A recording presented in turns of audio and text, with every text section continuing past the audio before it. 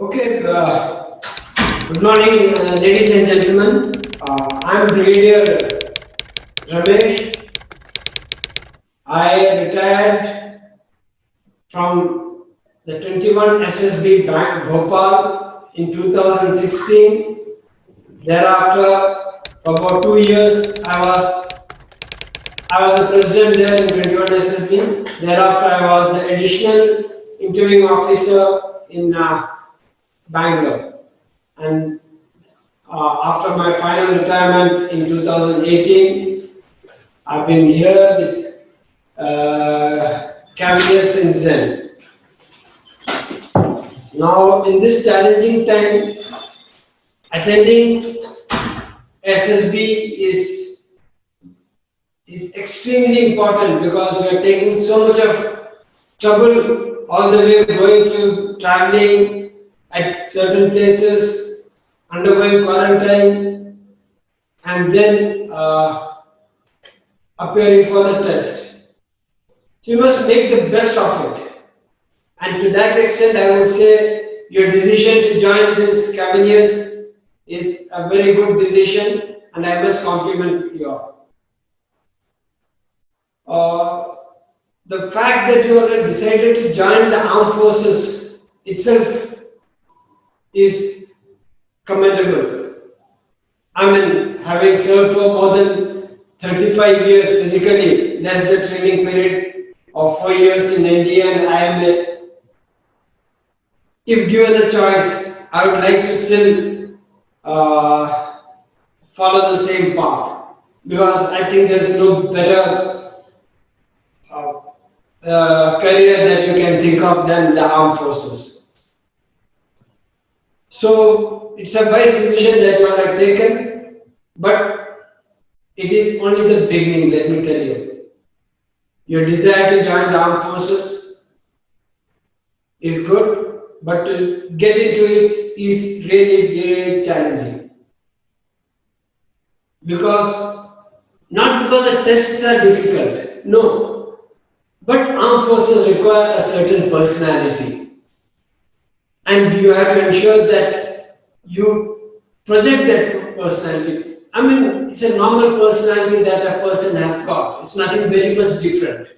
But what is required in armed forces or to get selected to the armed forces is that you need to project that.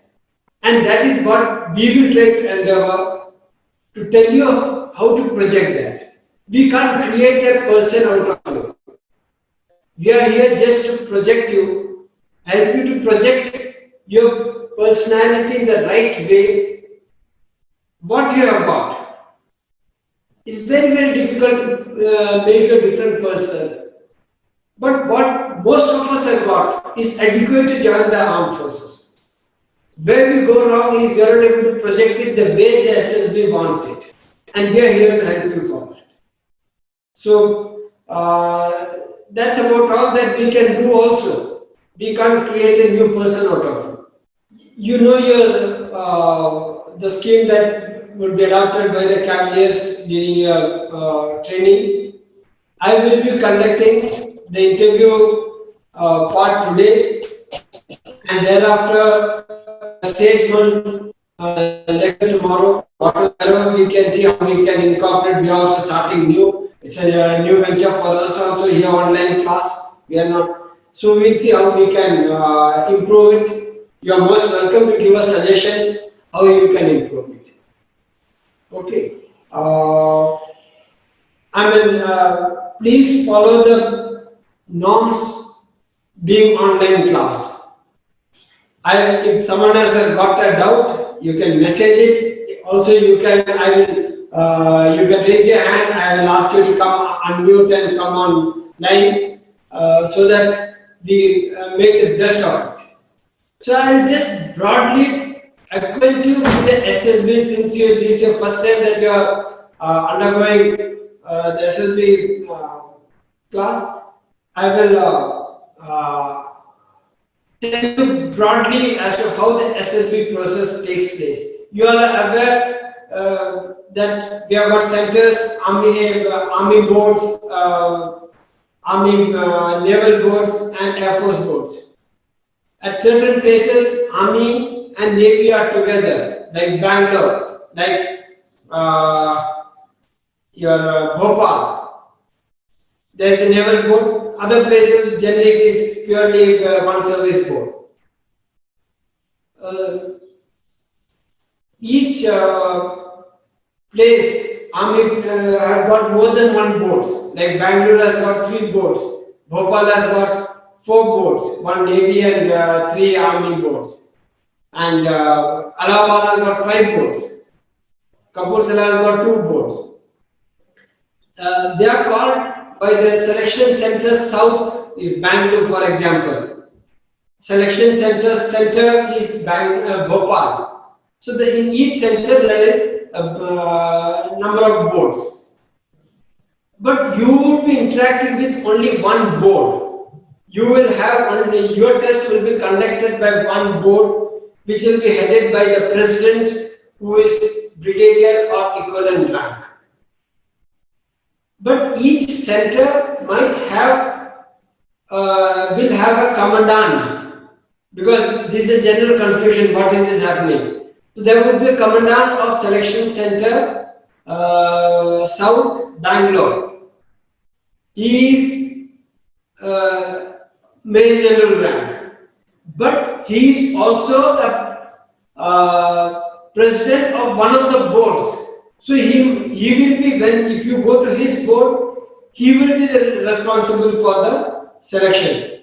Whereas if you go to another board where someone else is the president, that board president would be responsible for the selection. So commandant is basically an administrative head of that center, but he is primarily the president of one of the boards also. So keep that in mind. Okay. You should know the organization. Each board, there is an interviewing team, there is a ground test GTO team, and the psychological team. The interviewing team is the president and the deputy president of that board. They are the interviewing officers. There could be an additional, depending on the load, 1 or 2 additional interviewing officers could be there in the board. You could go to them. So don't get worried, I'm not going to the president, or who is this third person. No, he is an additional interviewing officer who has been posted there because of to manage the load. Okay. The president and the deputy president being the senior most officers of the board, yes, in that in your assessment may not play a role, but overall they have got a greater role in the selection. Then is a GTO team. The GTO team consists generally of 4 GTOs, with, again, as I mentioned, 1 or 2 additional GTOs might be there, because their capability is to take maximum 10 candidates per batch. So you will find GTO, there could be a senior GTO, one of them, the senior most officer, who coordinates the testing. He is also basically one of the GTOs. Then you have the psychological testing team. Let me caution here, they are psychologists, not, and if you want to abbreviate them, please call them as psychs, not psychos. Many of you have a tendency to call, oh, my psycho test did not go well, my psycho was, my psycho did not assess me properly. Avoid this. Avoid calling them psychos. They are not psychos, they are psychologists. Okay, keep that in mind. The psychologists are a mix of service officers. The interviewing team, the GTO team, are purely service officers. They are not civilians there. Whereas in the psychological team, you could find a mix of service officers and civilian scientists from DIPR. DIPR is the establishment part of Defense Research Organization who who is dealing with the SSB. Okay. DIPR stand for Defense Institute of Psychological Research. They the place where they train all the assessors. They prepare all the tests, both psychological, and they do the research on the entire testing process. They are the ones you all must be hearing about the new system which they are trying to introduce. They are the people who are doing the research on that. So, in the psychological section, you will find a mix of service officers and the civilian scientists. Generally headed by a civilian scientist because they are there for longer duration, so they would be the senior most. So, the senior psychologist is generally a civilian officer, civilian scientist of the DRDO or DIPR. There is an administrative section who will take care of administration, nothing to worry much, you will be made comfortable there. There is one call-up section, very important. They are the people who will be giving you the call-up letter. They will be sending you a call-up letter, the mail ID you must be having, those who have got the call-up letter, and their mobile number or telephone number would be there with you. They are important in the sense that in case any of you face some problem for reporting, please contact them. Generally, they are able to adjust you in some other batch if you are not able to attend a particular batch. Send them mail, try to call them up and try to get your date changed if essential. They are quite accommodative if the problem is genuine. So you must know that and act or contact them in case you have a problem in attending a SSB. Okay, rest I think we will, having said this much about the interview process, you all are aware, or it's a 5-day process as at present. I'll just broadly cover for those who are going for Air Force. Anyone going for Air Force, please raise your hand. Okay. A slight variation is there. Otherwise, Army, Navy, it is generally the same. Most of you would be reporting on the morning of your first day. Some of you, I don't know if anyone has got, might be reporting the previous day. Anyone reporting the previous day? Okay. Generally, they used to call some of the SSB NDA candidates or the women's batch. They used to be called the previous day, but others are called on the first day morning. Primarily because of administrative reason. The SSB cannot accommodate so many people if they have come for an extra the previous day. That's the only reason. So to overcome that, they are calling in the morning of the first day. You will, they might ask you to report to the railway station or to the selection center. Wherever they ask you, please report there by due time. Suppose you have reached there slightly, you are getting late. Even if you have been asked to report to the railway station, let us say in case of Bangalore, you have come by flight, landed at Bangalore airport. Instead of going to the railway station, if you are getting late, you might as well go direct to the SSB. Try to reach there by 6 o'clock, they will accommodate you, should not be a problem anywhere. So your endeavor should be to reach the SSB by the correct time. Thereafter, you will generally go freshened up because you will not get too much of time there. They will give you a cup of tea, breakfast, and all those things, and your day, your O.I.R test will start. I hope you all know what is O.I.R test, verbal and non-verbal test, officer intelligence rating. That's the first test that you will be undergoing. So after your briefing, before that you will be briefed, you will be given chest numbers, and you will be taken to the hall for your O.I.R test. That will be after that test. We'll talk about O.I.R test will consist of, or we'll talk about it tomorrow. I think others will go with. After O.I.R test, you will be put through the PPDT, stage 1 testing.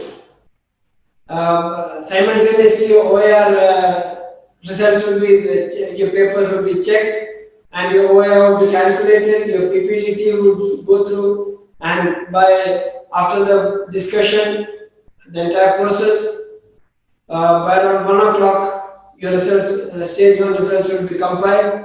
You will be called, given the results. You will be retained, those who are getting retained, others will be asked to go back. So, this process would be there on the first day. By 1:30, you will know who are getting retained.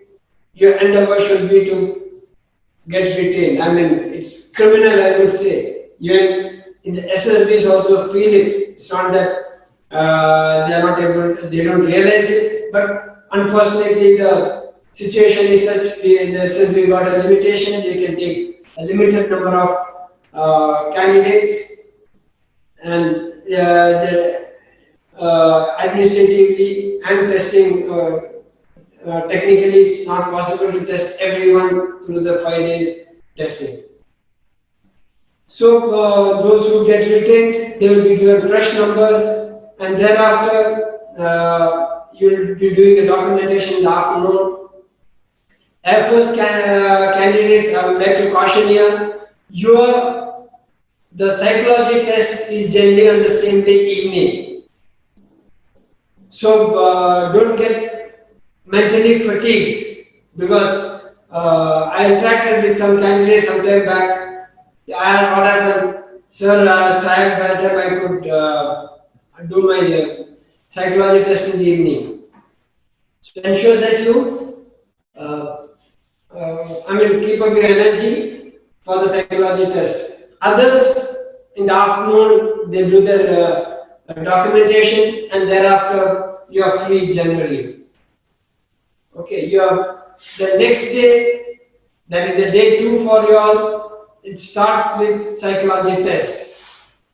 I'm again reiterating, I'm talking more about the Army and Navy, Air Force, because the PFBT and all those things, there is slight variation. So in the morning, you have your psychology test. I hope you all know what was the psychology test. Yeah, who is that? Manish, can you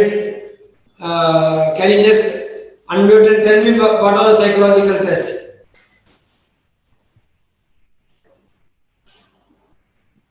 Yes, sir. Can you hear me? Yeah. I hope others also can hear. Just raise your hand.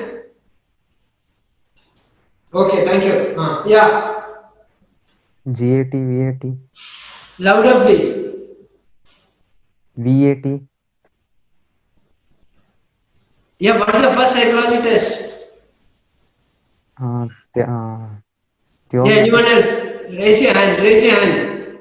Okay, yeah, test number 7. Saurabh. Sir, it starts with thematic apperception test, which is Yeah, basically thematic. story writing. After that, it goes to word association test, WAT, That. Yeah. followed by SRT situation reaction test, and in the last, it's self description test. Okay. So these are 4 tests that you will be going through. You all would be, please unmute mute your mic. Yeah, okay. You will be during the next course of your stay here or our interaction, you would be told about all these tests in detail. Okay, so this will continue till about 10-11 o'clock. After that, some of you might have your personal interview.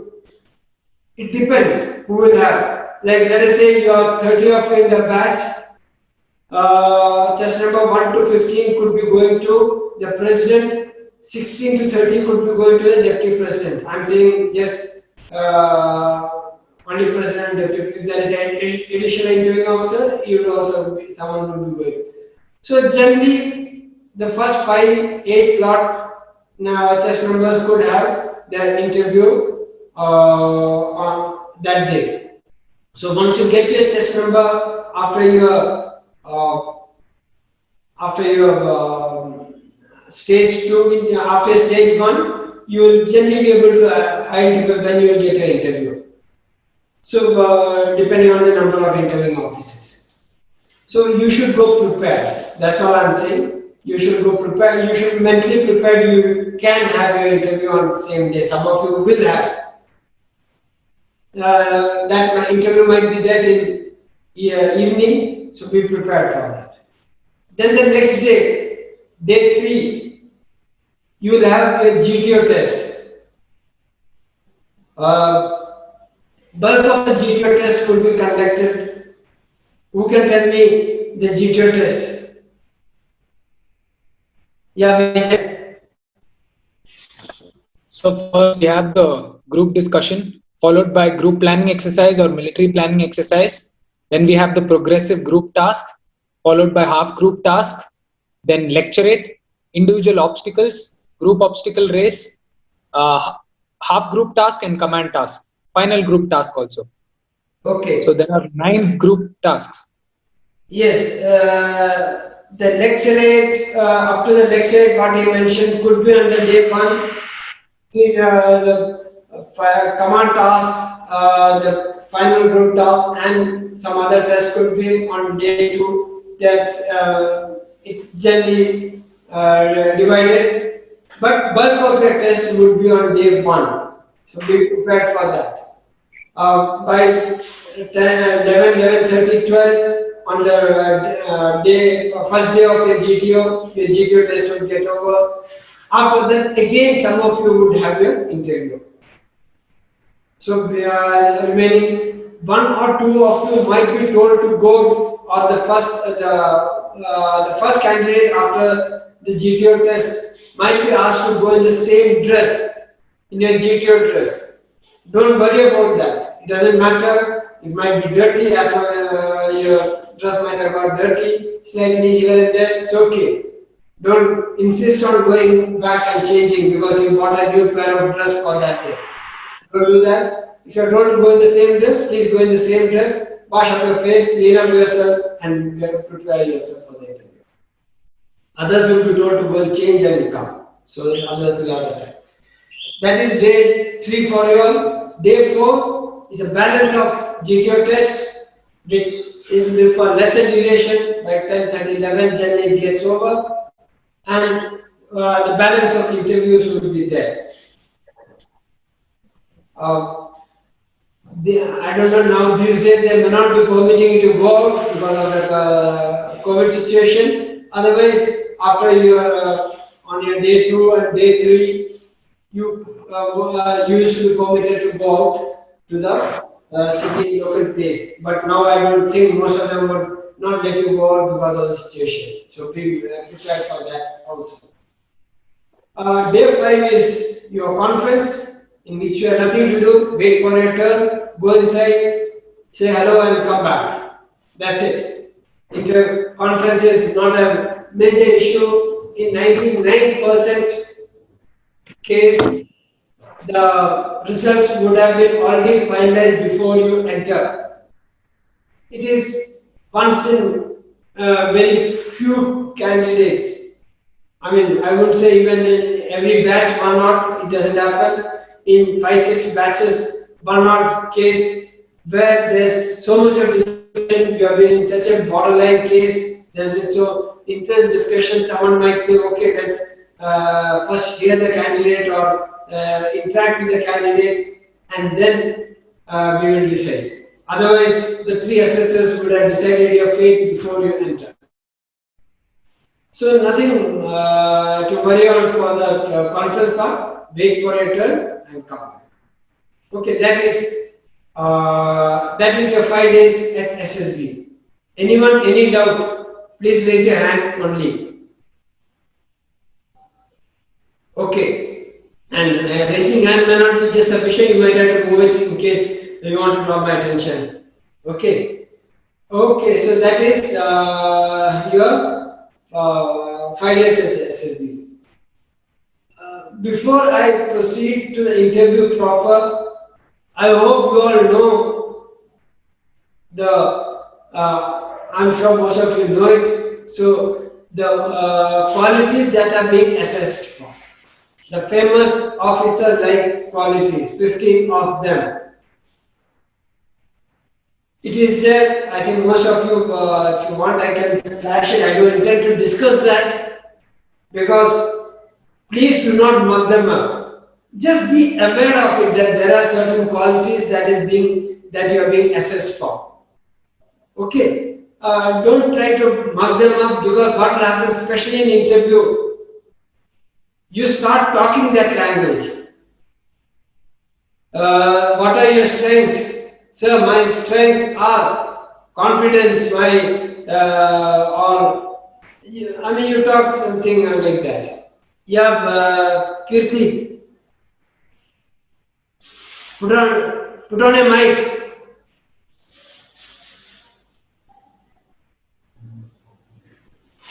Yeah, Kirti, you had something?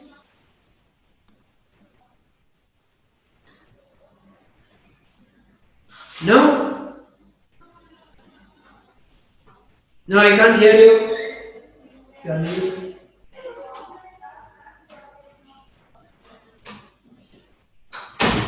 No, I can't hear you. Unmute on. Yeah.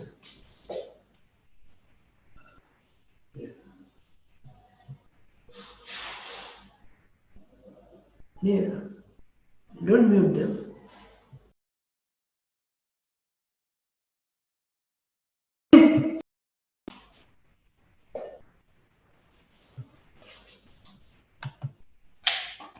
Okay, I can't hear you even if you have got something. Try to. You're not on the mic. You're not audible. Okay, so I'll just flash that, and I think I will sit down and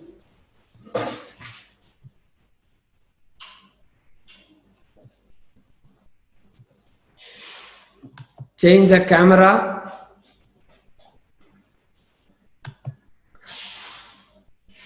Okay. There is a share.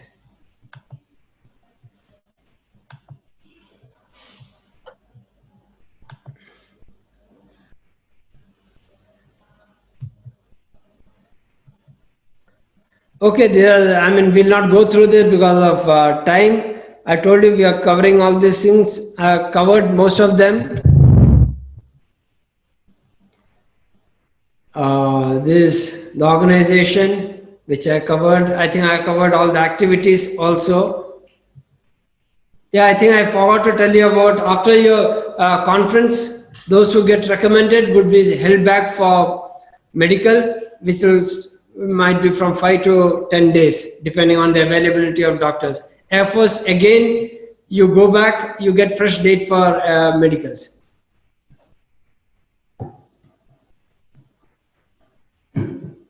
Okay. Yeah, a few things that I thought I'll cover is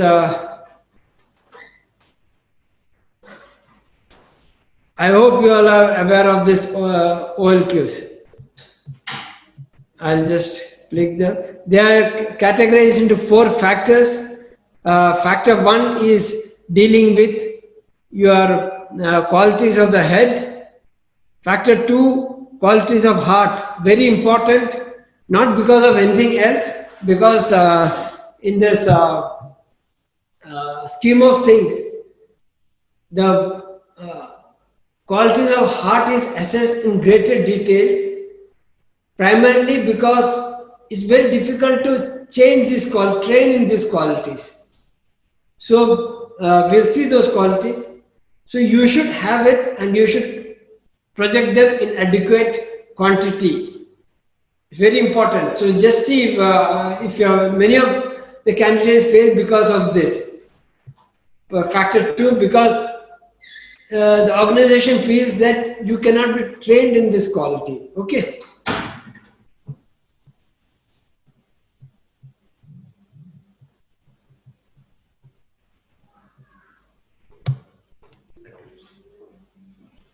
Okay. Factor 3 is your leadership qualities, and factor 4 is your physical abilities. Okay. Now, I'm just going to list them out. Again, I'm saying do not mug them up, do not try to repeat them, because it will be a wrong form of coaching if you start saying that, sir, I have got a fantastic organizing ability and I have got, if you start repeating this. But just know about them. Effective intelligence, reasoning ability, organizing ability, and power of expression are factor 1 qualities. Effective intelligence, I just want to say, it is different from a basic intelligence. It is your application of your knowledge to a situation. That is the difference. Reasoning ability, very, very important. The fact that you have reached SSB, we take it that you have got the reasoning ability. We, in the sense, I'm talking the assessors.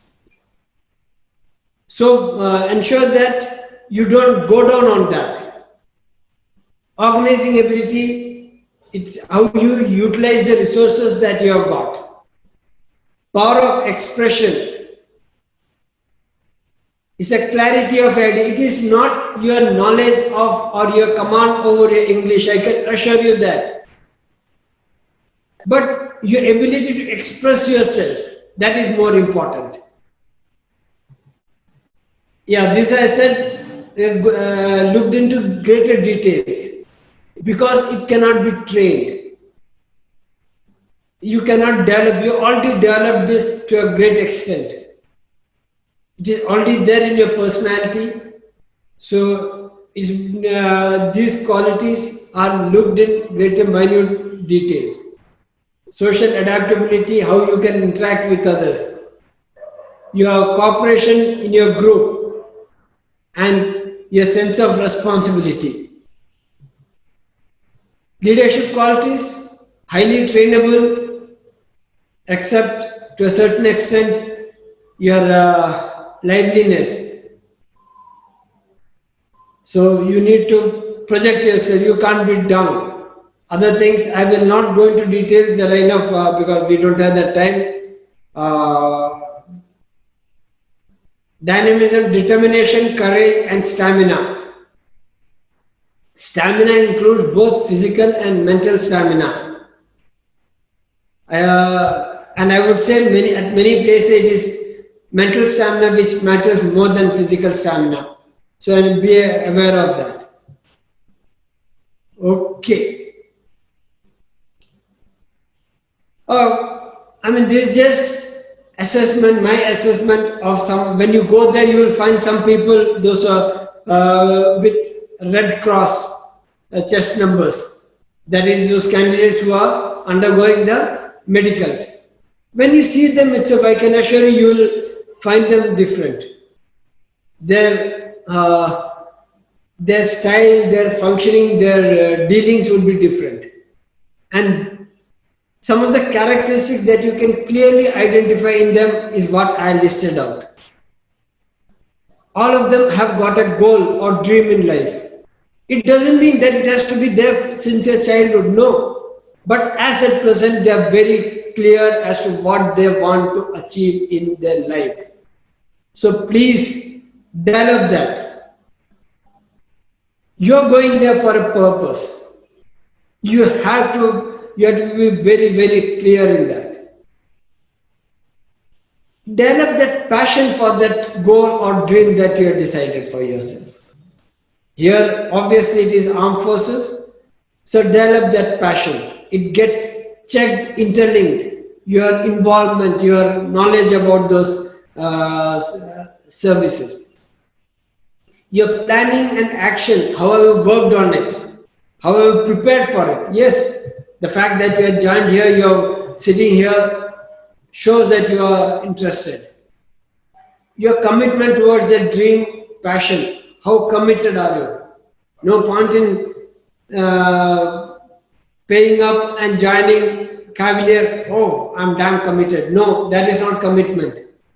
Your commitment is much more than that. You have got to you have to imbibe that commitment, and you have got to display that commitment there. That is what is more important. Your faith in yourself, in your organization, in whichever God you believe, whatever it is, or that again is something very, very evident in this successful candidate. They have displayed that. They have faith in themselves, they have faith in the organization. They have got faith in the people around, or their God, or whatever. They have that faith, confidence in themselves. Yes, they have a positive attitude. I'm saying these are the qualities that you will find in them. You will observe, if you just try to see, they will be always positive. I can assure you that. Positive does not mean that you don't see the negatives in life. No. It's a positive attitude in their thinking. I mean, let's compare yourself with a terrorist. Okay, a terrorist has got a very, very strong, clear goal. They have their passion, I would say, more than you and me. They always work, their commitment, terrific, and blind faith, I would say. But it is this attitude which differentiates. With our education, our ethical values, moral values, our attitude is positive, and that has to be shown, that has to be displayed there. Okay. The last is specific for the armed forces. I mean, we want to know whether you have utilized the opportunities for all this, be it adventure, be it outdoor. I mean, it's not that many of you didn't have the opportunity for these things, but whatever little opportunity, have you utilized it? No one is saying that you've got to be done mountaineering or this and that. No. But wherever you have got opportunity, have you utilized that? Are you willing to test yourself against a danger, against a threat? Do you have that attitude? That is what is being assessed. And these people have shown it, that they have this character in them. Okay.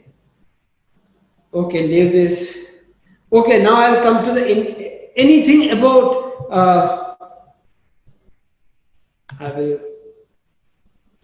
anything about SSB in general before we go on to the interview technique. Anyone, anything, any doubt, lingering doubt, why is this happening, or what happens there, or something like that? Yeah, Arun. Sir, if I have a rod in my hand, does it affect the medical in the SSB? If I have a rod inserted in my collarbone, will it affect the SSB medicals? I can't comment on it, but don't worry on that. If you have, there are people, I know very many people who have cleared who have served, who have retired. My friends who had throughout their life rod in their hand. It didn't. They retired as brigadier, major generals.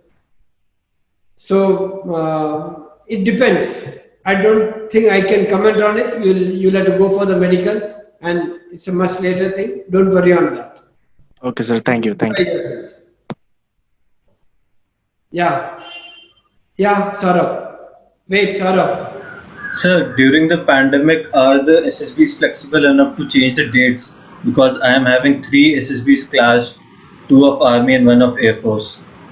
I told you, speak to your call-up officer, tell them your problem, then they are accommodating. Yes, sir. Because specific to this, or any time, if the problem is genuine, they want you to go for the SSB. Let me tell you, the SSB wants to test you. You know it. We are short of they are not meeting the target. The more candidate, the better it is. So, send a mail to them.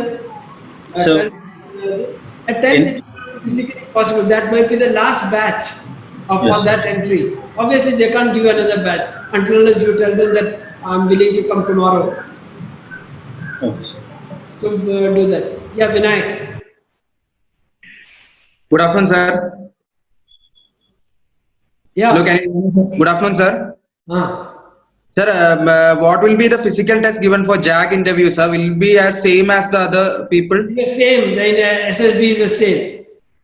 Thank you, sir. Thing is, as I will say, in your subject knowledge, some certain aspects of legal aspects might be covered by the interviewing officer. Otherwise, the psychology test, the GTO test would be the same. Even the interview would be the same, except we'll cover that. Some subject knowledge regarding the legal aspects would be checked. That's all. Thank you, sir. Someone was, yeah, Ajay. Sir, since some of us are attending SSB for the first time, it would be better if you're able to share everything, what will be happening for day 1, day 2, day 3.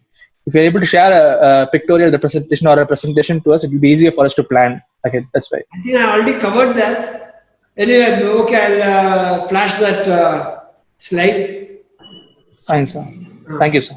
Yeah. Anyone else?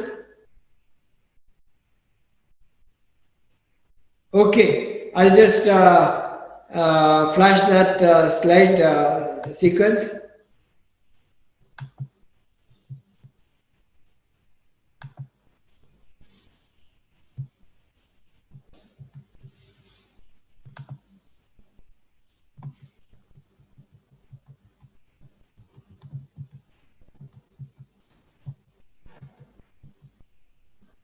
Yeah. This is what it is. I said on the first day you'll report there.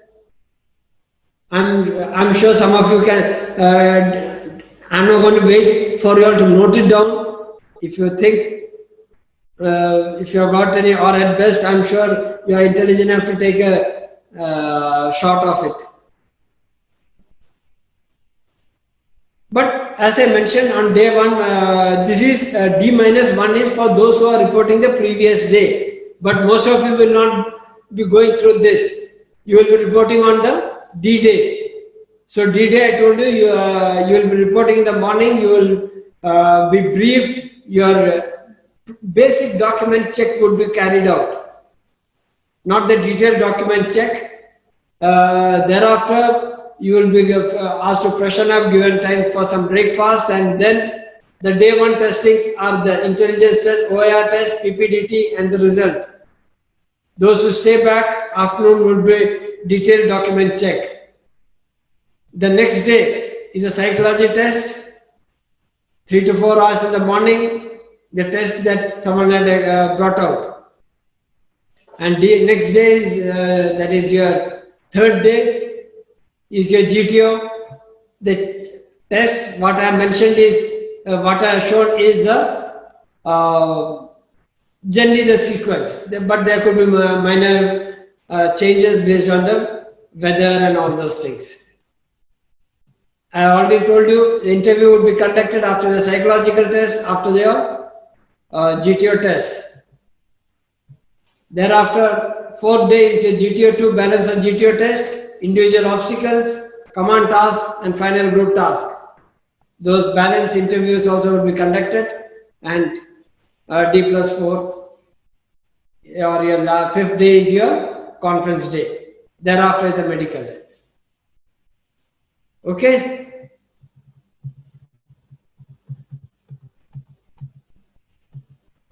Okay, I think we are running short of time. We have straight away come to the P.I.Q form. Okay.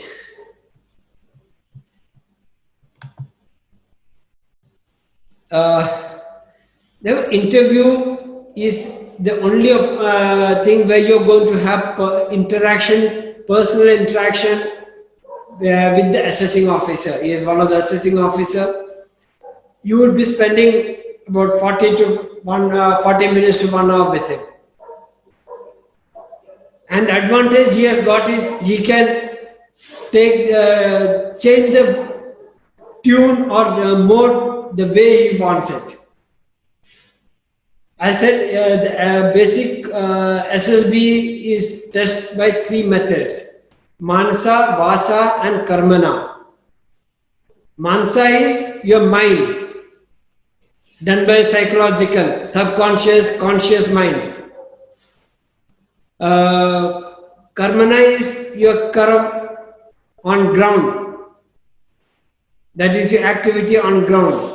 GTO, he is seeing you, he is making you interact in a group and checking you out.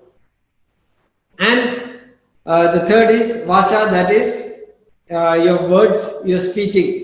That is by the interviewing officer. Mansa, Vacha, Karmana. That is how the basics of SSB is. There are 3 different techniques. Just be aware of this word in case in your SSB, in your conference, they ask you which technique you have done well. You should know technique means either of this. It is not your individual test. Don't start saying, sir, I did not do well in my lecturate, I did not do well in my individual obstacles. That is not technique. That is part of GTO technique. Interview is a technique, GTO is a technique, psychology is the third technique. In interview, you are talking, it's a one-on-one interaction with that interviewing officer.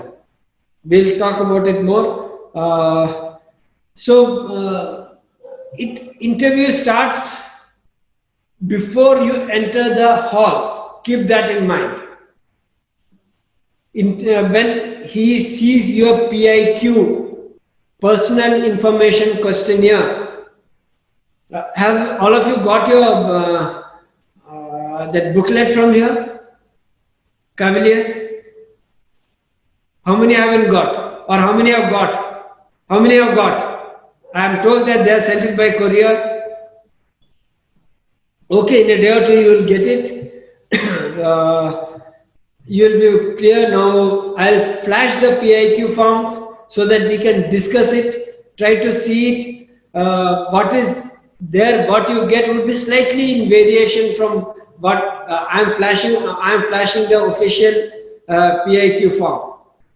I see some of you yarning. Would you like to have a 5 minutes break? Okay, shall we start? Can you hear me? Can you hear me? Yes. Yes, sir. Yes, sir. Yes, sir. Raise your hand. Yes, sir. Okay. You can start, sir. Thank you. Okay, and now I was talking about the interview. The interview starts from the time you fill up P.I.Q form, personal information questionnaire. Those who haven't got it, I mean, I don't know whether even if you take a click of photo, you'll be able to make out much, but see how best what we can do about it. Okay, it's very, very important that you fill up your P.I.Q form properly. Your interview is based on that, I can assure you. The interviewing officer forms an opinion about you based on even before you enter, before he sees you, he has formed an opinion about you. So keep that in mind. So you need to ensure that the P.I.Q form is filled in great detail. It's not the first time that you can fill up the form correctly. When you fill up, you will recollect a lot of your life, lot of your activities, and that is the aim of filling up the P.I.Q form. Think a lot. I mean, it's not just writing it down. It's a mental process that goes behind filling up the P.I.Q form. So ensure that you fill it up properly. It should be neat, filled up in pen. You generally fill up 2 copies of P.I.Q form. 1 copy is there with the interviewing officer, 1 copy is with the psychologist. I'm told, I'm not very sure, in some centers they are ask you to fill up 3 of them and giving 1 copy to the GTO. Otherwise, technically, you're not supposed to. Okay.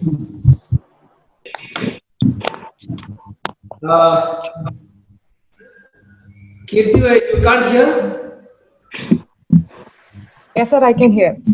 No, okay, you must have sent that message earlier. Yeah. Okay, okay, so please fill it up properly, fill it up neatly, fill it up with lot of depth. So when we were talking about that, okay, I'll show you the P.I.Q form because since most of you haven't got it, the information that P.I.Q form has are as flashed on the view file. We'll cover each one of them in detail and how to fill up, what are the important aspects to be kept note of by filling up this.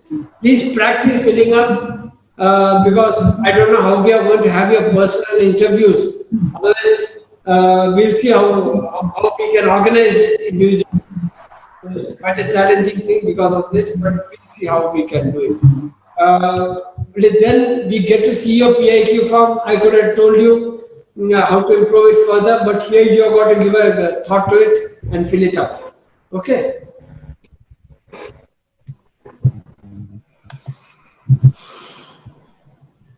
Okay, this is the P.I.Q. I hope everyone can see it.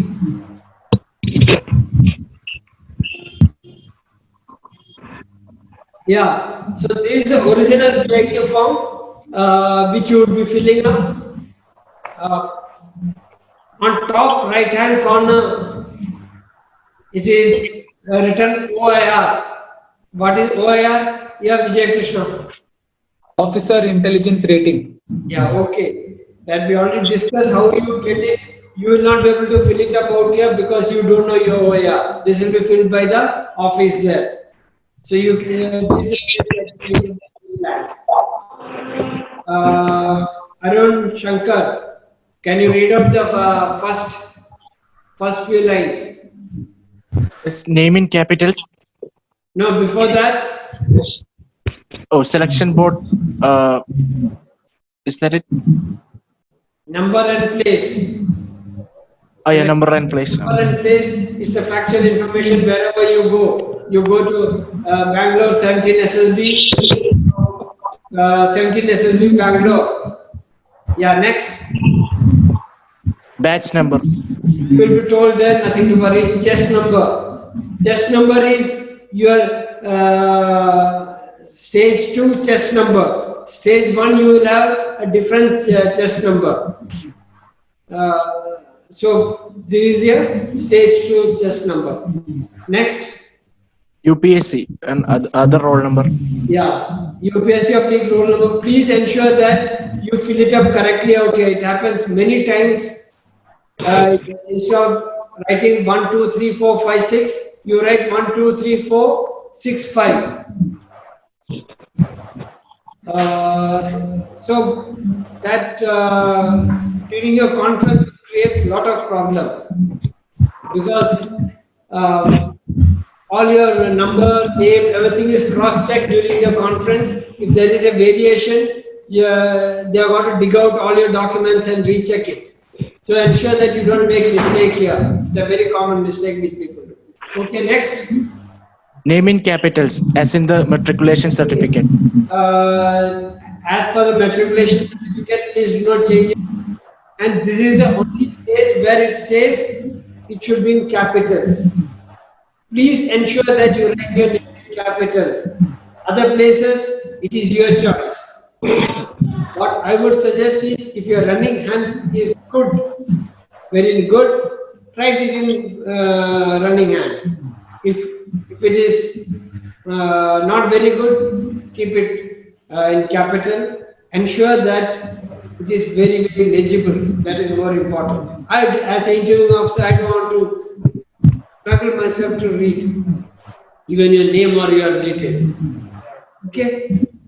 So ensure that, and it shows here nothing wrong even if you write in running hand.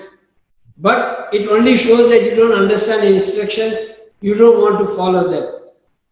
So before itself, before you, when he sees your P.I.Q form itself, the entering of the air, this guy, he doesn't follow instructions. Ensure that. Okay, next I will just, yeah. Who can tell me this? There are 3 places. Who else? Yeah, Saurabh. So the first one, 4th A, being place of maximum residence, in which you have to write the place, district, state, along with the approximate population of the place. Maximum residence, place Then- of permanent residence, and place of permanent residence. Can you explain this? So maximum residence is for someone who is constantly on a move throughout his childhood, where he has spent the most amount of life.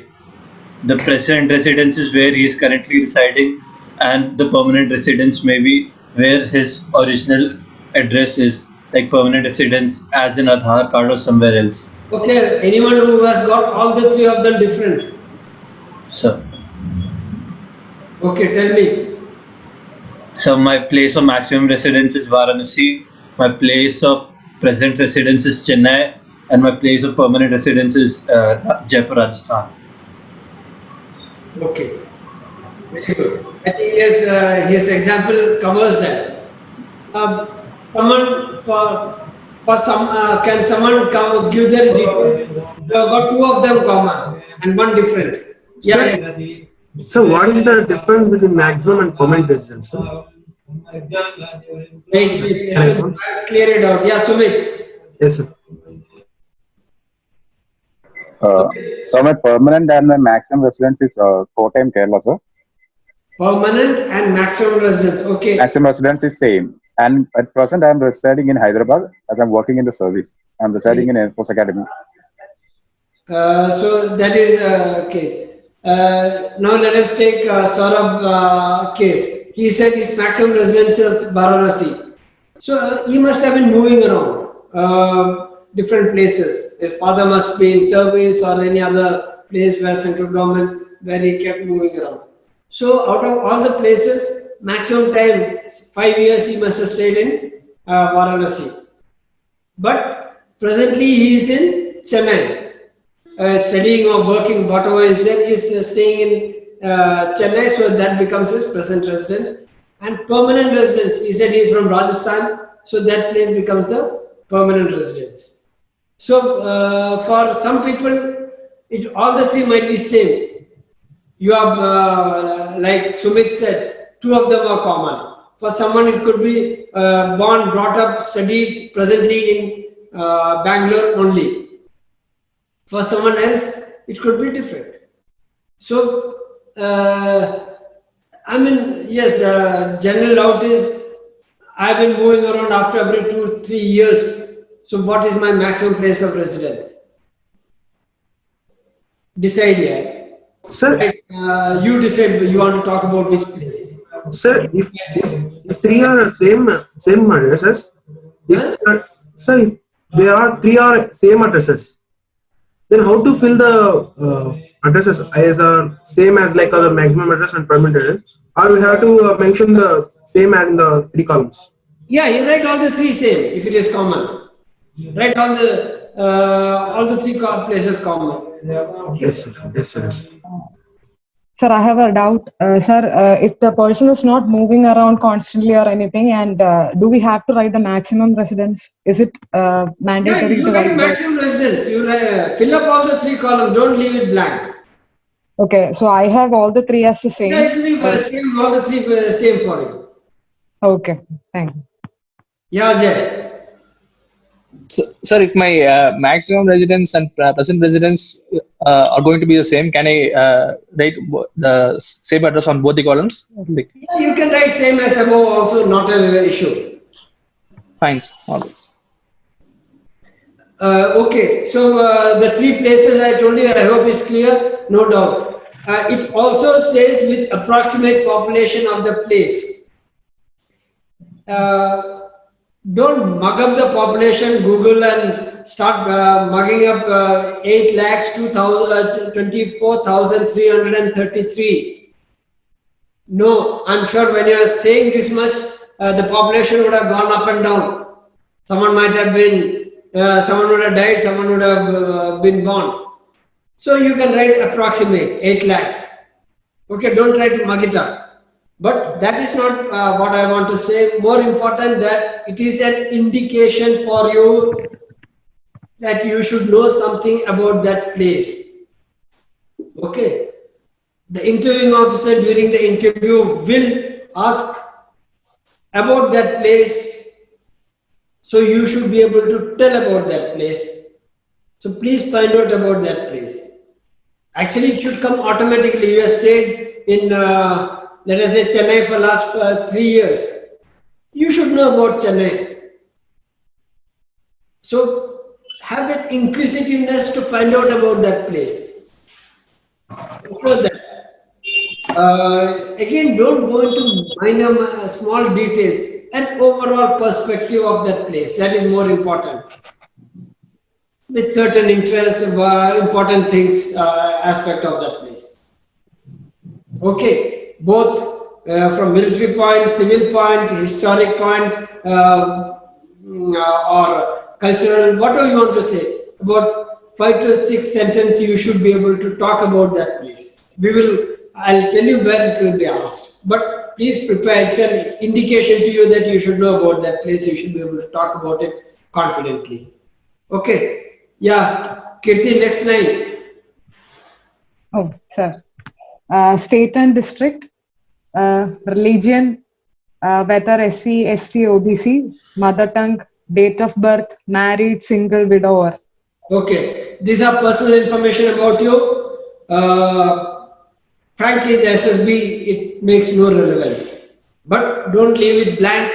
It might be required for statistical purpose, because it doesn't matter to me as an interviewing officer whether you are which religion you are, or whether you're SC, ST, or whether, because there is no quota, there is no reservation, there's nothing.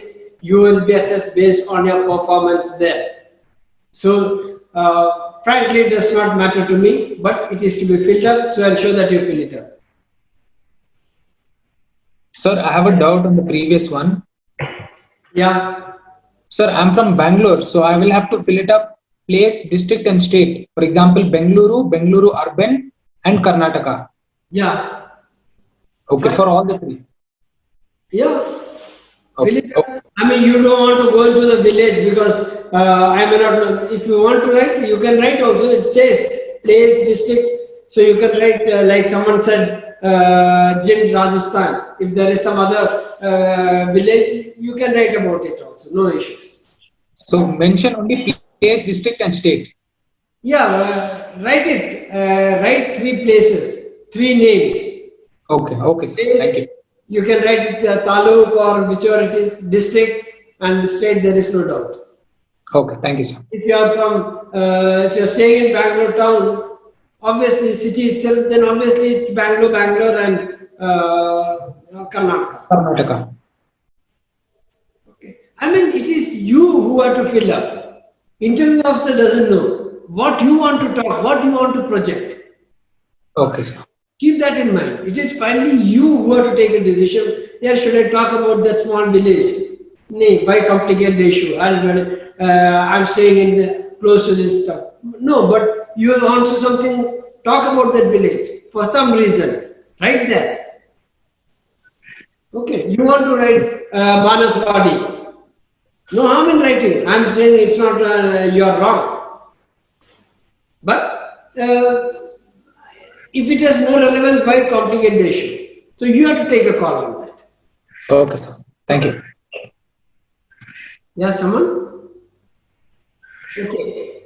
Let's go. Next is para 6 is about your parents. It says parents alive. For someone unfortunate who either of the parent has passed away, you have to write no. For all others, it is yes. Okay.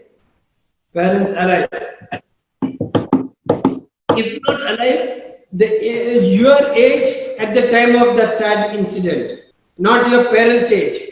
Don't get confused there. Let us suppose someone's father expired when he or she was 10 years old. So you write father 10 years. So you tick at the time of father's death and you write 10 years. Okay. Okay. Next is, yeah, who else? Who hasn't? I can't see other. Wait, let me just move the screen. Yeah. Ananta Sayan. What is your name? Ananta Sayan. Yeah. Can you read ahead? Sir, why you have to mention the age of the time of parents' death, sir? Why you have to mention the age at the time of a parent's death, sir? That is over. Yeah, that I covered. The next.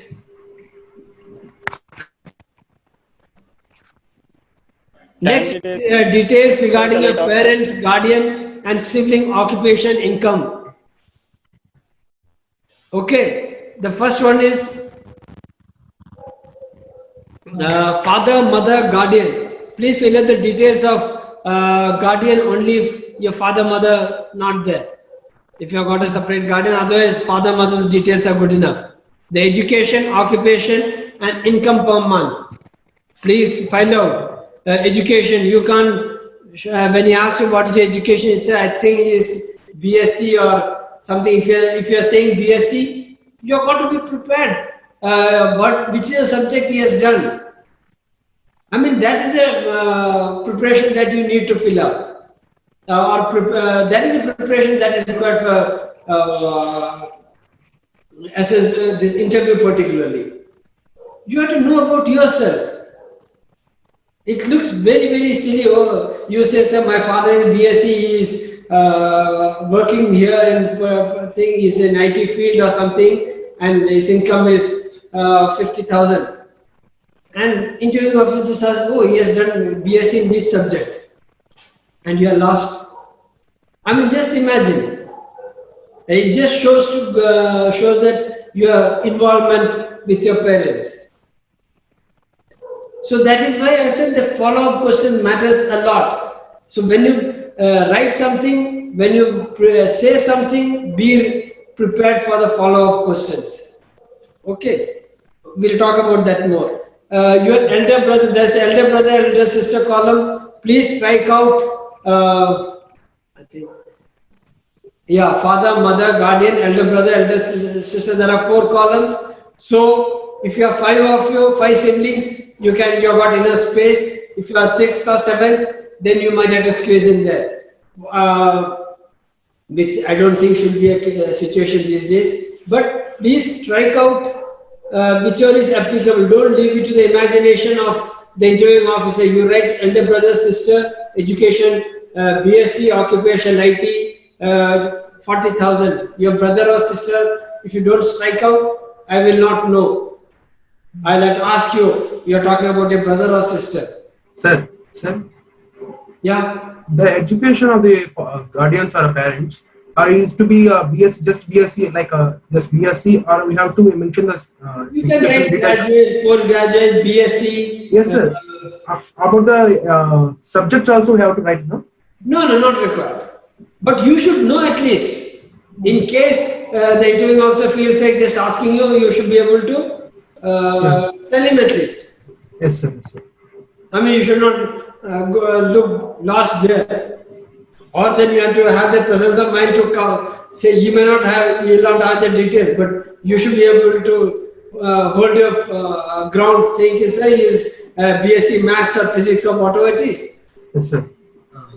In case you don't know. Okay, so here just ensure that you cut down, if you're talking about younger brother, cut out sister so that it's clear. Okay. Okay, next is, Sareen. Can you? Sir, next is about qualification acquired, name of institution, Where are you based? board or Where are you? sir?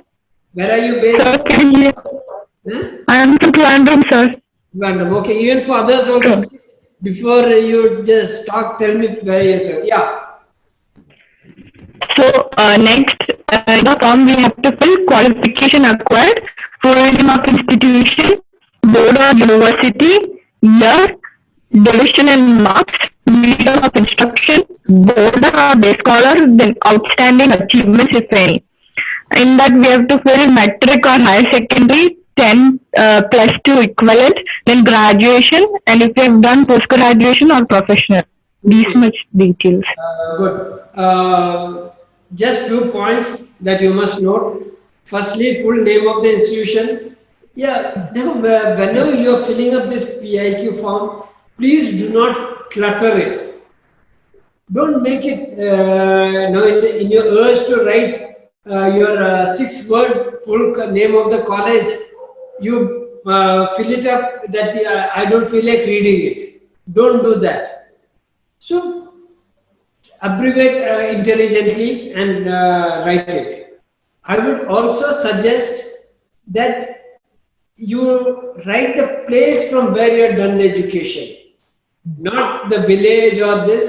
At least if someone has studied from Bangalore, I know, like the example that I gave earlier, you may not write Banaswadi, but definitely you can write Bangalore, so that I know, okay, you have done your initial education in Bangalore, then you have moved here, done initial education in your village town, and then you have moved to Bangalore and all those things. I get an idea about you.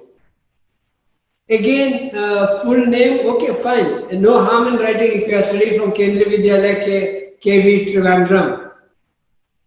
It's fine, okay. So something like that. Ensure that your endeavor should be to make yourself clear. University board, year is the year you have passed. The metric, higher secondary, or you have graduated 12th class, you have done 2020 or 2019, 2017, that is a year. Percentage, marks, division. You can write first division, second division. You can write your grade, A plus or 8.5 CGPA, but or the marks.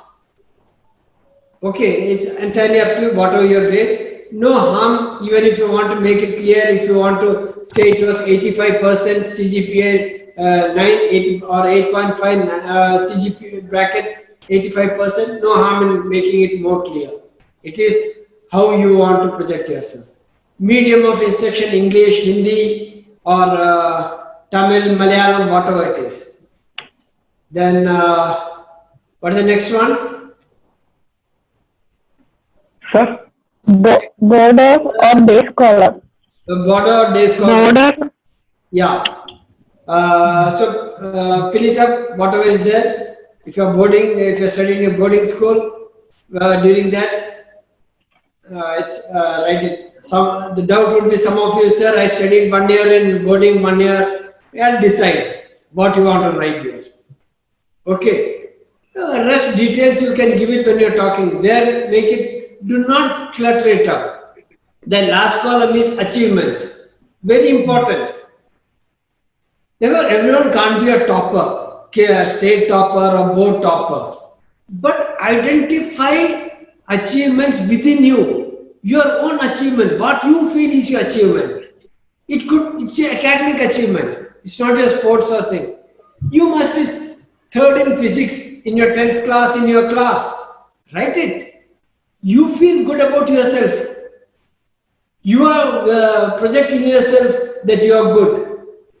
I can assure you, if you identify something good about you, you will feel good about you. It boosts your own confidence.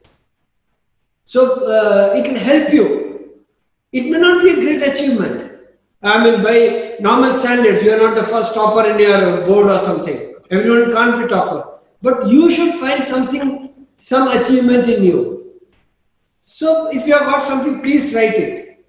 No harm. Anywhere at any of this level, 10 plus 2, in your 12th class, You must have been third in your physics in your school. Write it.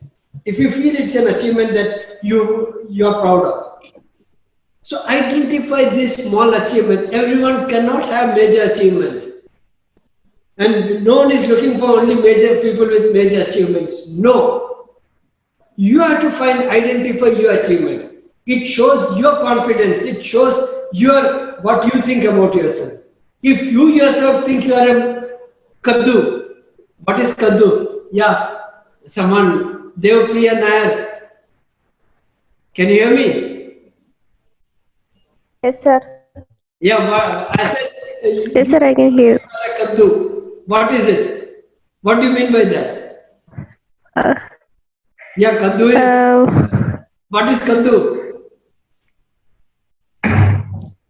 Kaddu. Actually, I didn't get you, sir.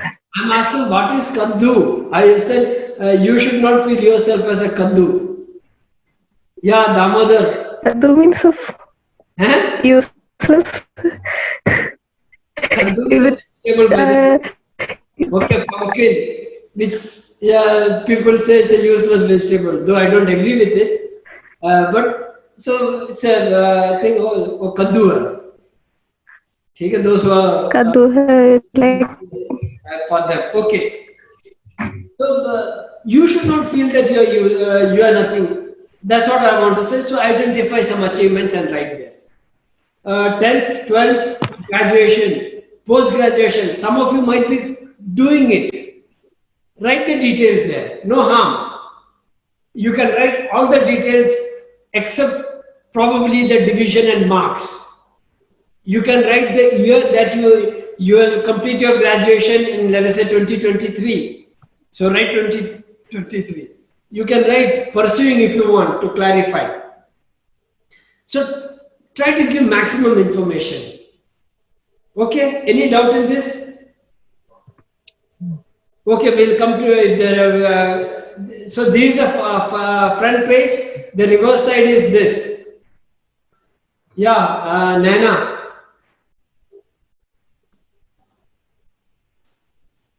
Yeah, read it out. Your mic, put on your mic. Yeah. Yes, sir. Age, years and months. Height in meters and weight in kilogram. Okay. Fine. Just few things. Age, it says years and months. Please write in years and months. Yeah. Don't write 22 and a half years. It says years and months, so write 22 and 6 months. Okay. I mean, not that you can't understand, but it is a project. It is your projection. You are saying you are projecting. You don't understand instructions. You don't want to follow instructions. If that is what you want to project yourself, please go and write however you want. Because there are very common mistakes which people make. Okay. Height in meters, again 6 feet or 5 feet 5 inch, when it should be in meters, 1.6 meters. I mean, I don't know how you can make such mistakes. It's written there. Weight in kilograms, all I would say is, I mean, here there's not much of mistakes, but yes, some of you must have just left school or someone, college, and you might have weighed yourself while in school, 55 kgs. Now lockdown effect, eating, sleeping, and you have gone to 65 kgs.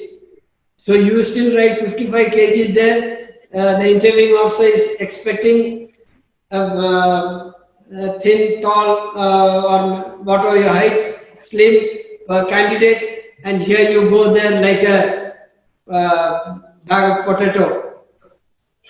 So ensure that your weight is close by. Don't just write your 6 months old weight. Okay. Okay. Present occupation and personal income, if any. Those who are working, anyone work? I can't see. Okay, we'll come to that. So those who are working, write your occupation and income. Others, you can put a dash or you can write student and leave it blank. Okay, income blank. Either way. NCC training. Those who are undergone NCC, please pick it up. If yes, give the details. Anyone NCC? Put on a mic, anyone?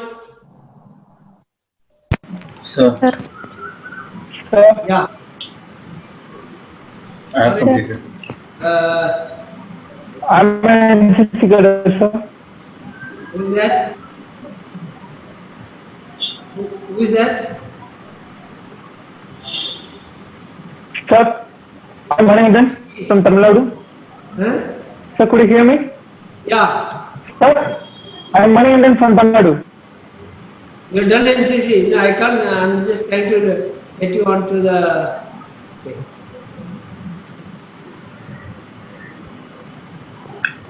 Sir?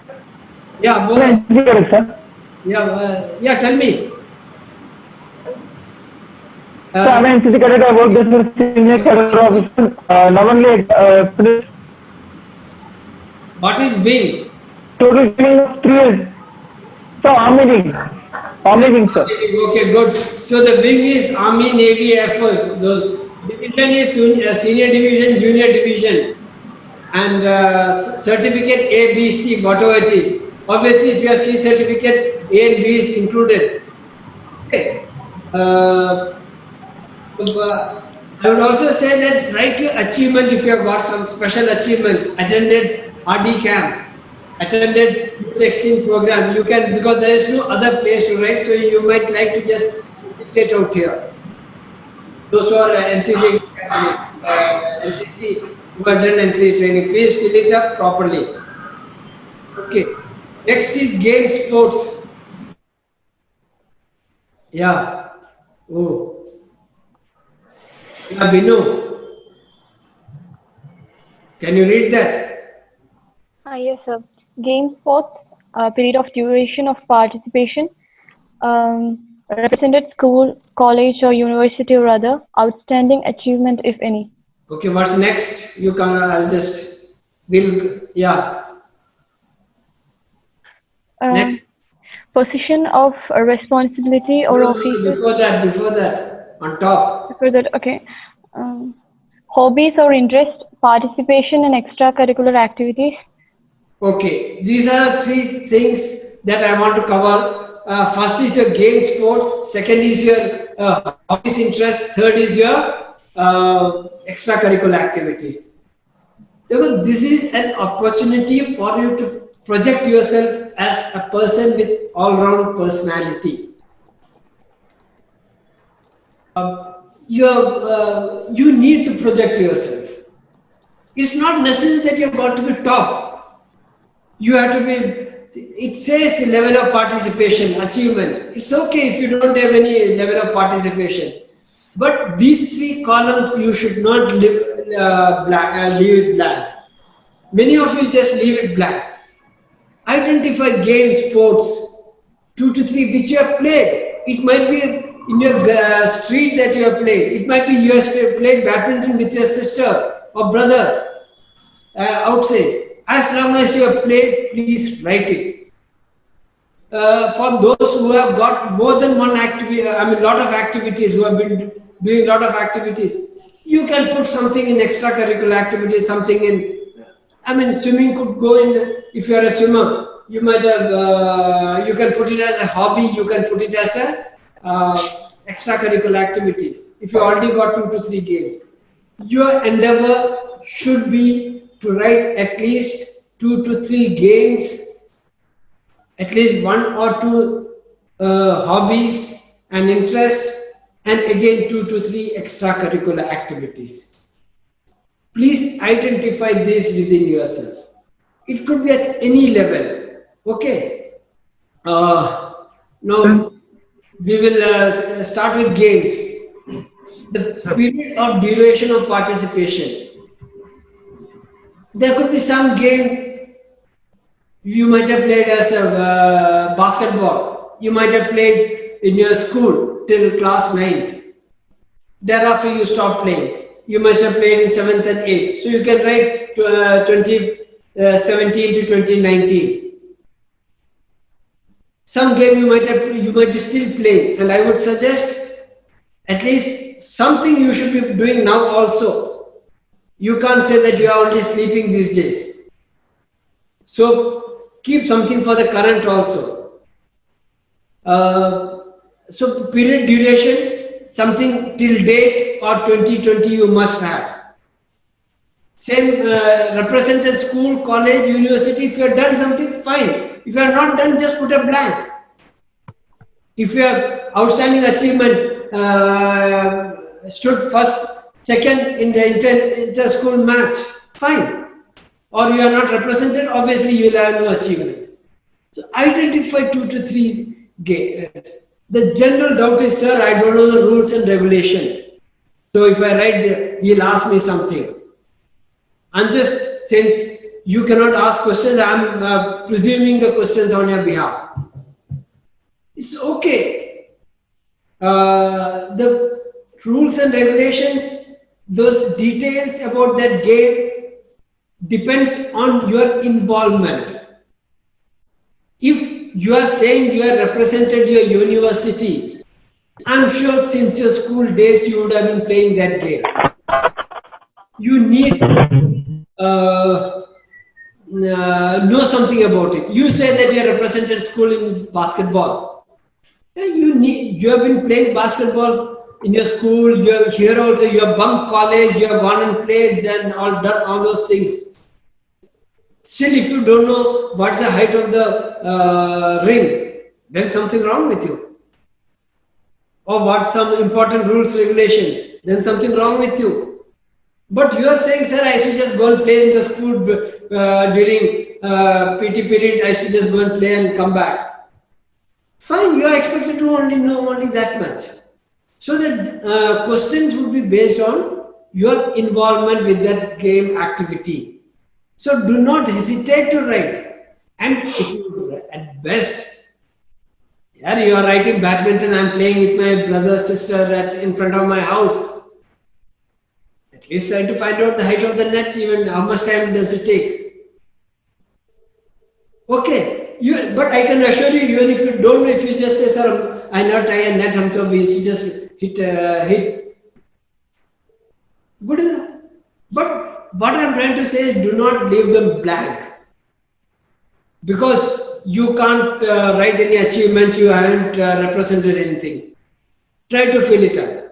For those who have got large number of activities, write 2-3 games, but what to write in hobbies? Sir, I don't have any hobbies.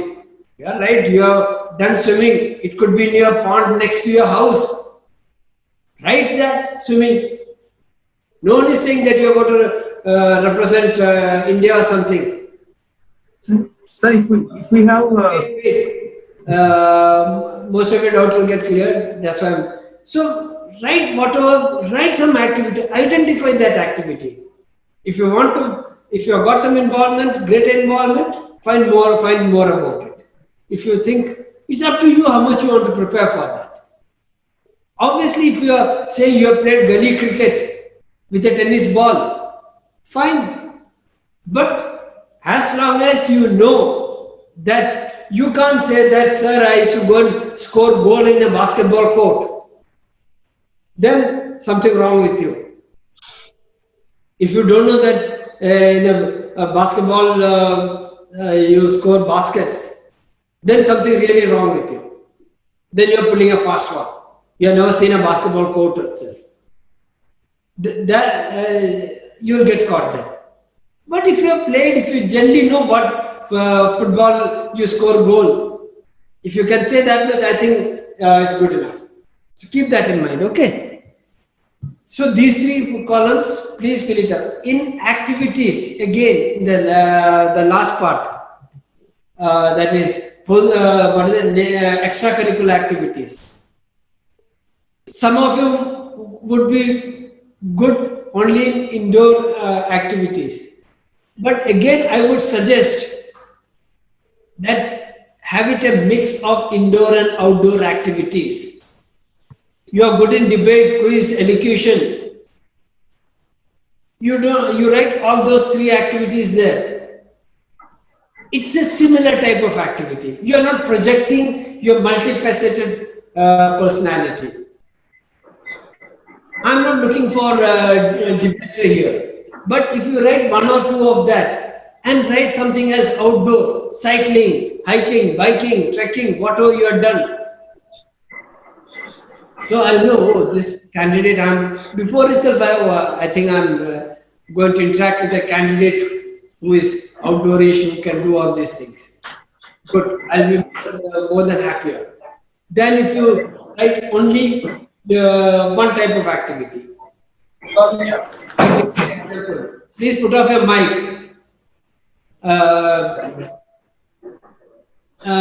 Similar activity, debate, education, they're similar activities. Okay. So try to have a mix of all types of activities. Okay. Any doubt in these 3 paragraphs? Sir, if we have hobbies like sports, then what we have to fill in the hobbies? Just 1 sec. The next column is, I'll be covering this also, position of responsibility. This again, just see that. We'll cover that later.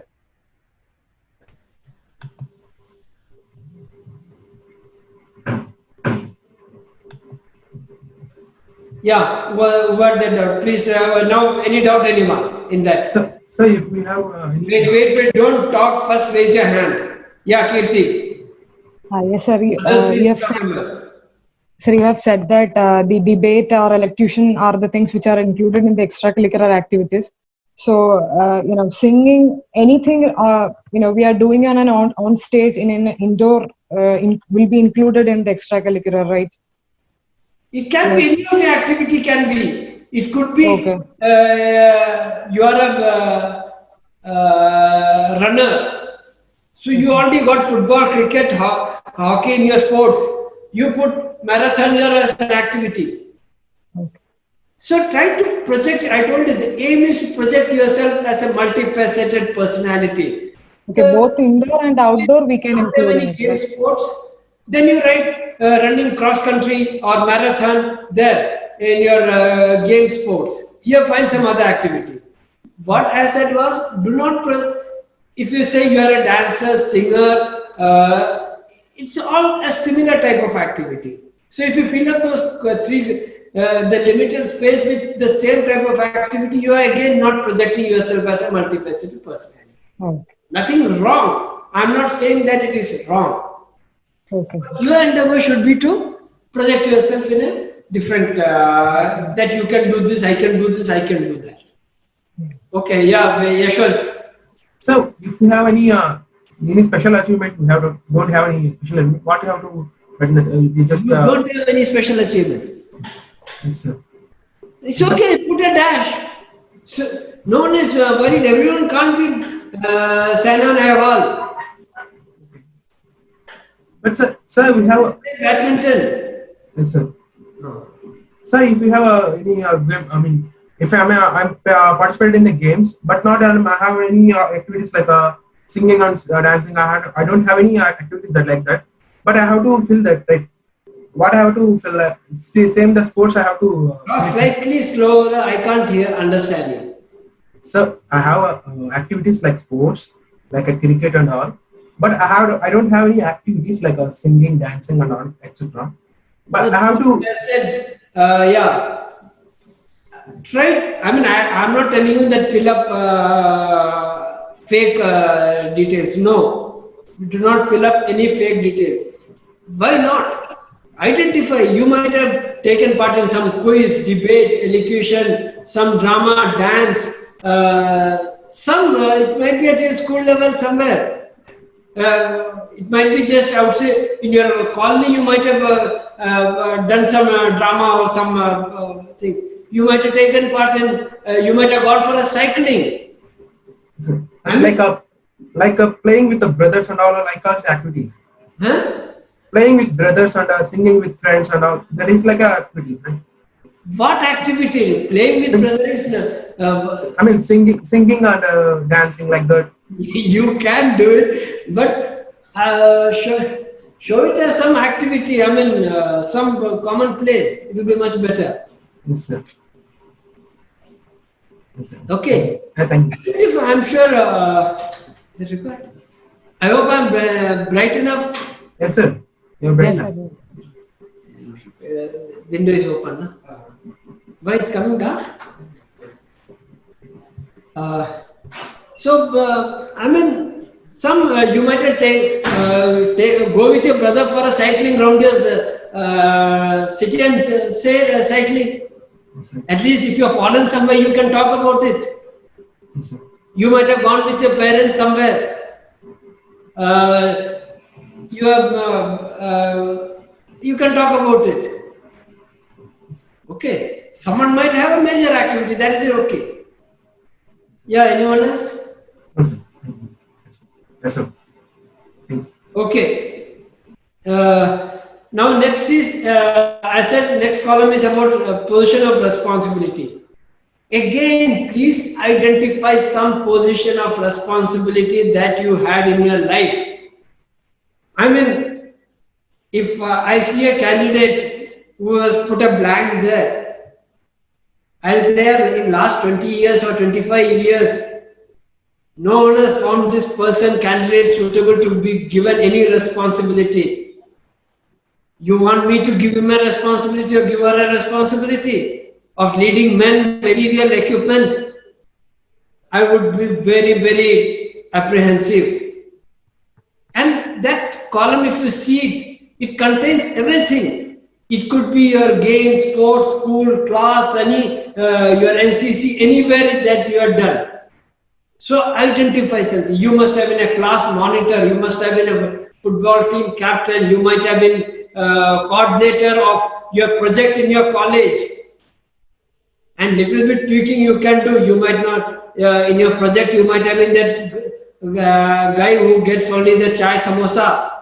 But now, if you have nothing else to write, you become the coordinator here and write about it. But yeah, try to find out how you coordinated.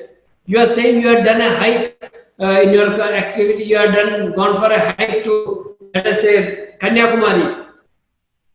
That someone must have woken you up early morning at 5 o'clock from your bed and dragged you into his or her car, and you might have slept through and reached there. But you can tweak it. I was a coordinator of that hiking, if you want to write. But then ensure that you find out whose car was it, how did you go, where did you go there, or at least know that much if you are claiming to be the coordinator. But yes, if you haven't gone for that trip, definitely it will be difficult for you to call it. So that much of tweaking you can do intelligently. No one is stopping you. No one can deny you that right.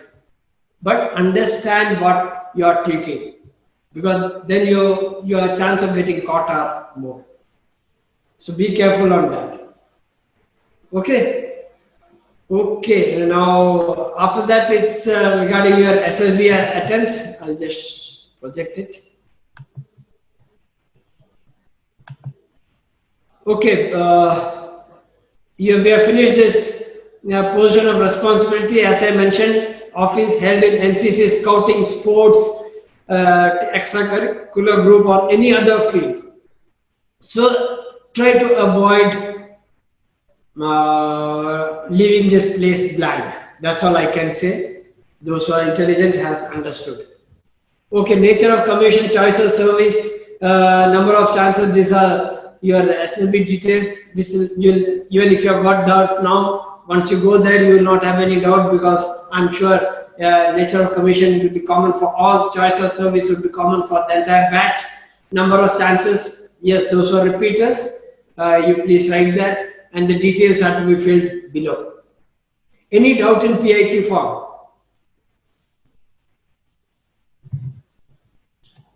Any doubt? Sir, I have a doubt. Sir, in the P.I.Q form, and I saw one P.I.Q form where they asked for total marks and the marks secured. Total marks? And marks secured in your graduate. But according to my university, we only have grades. Yeah.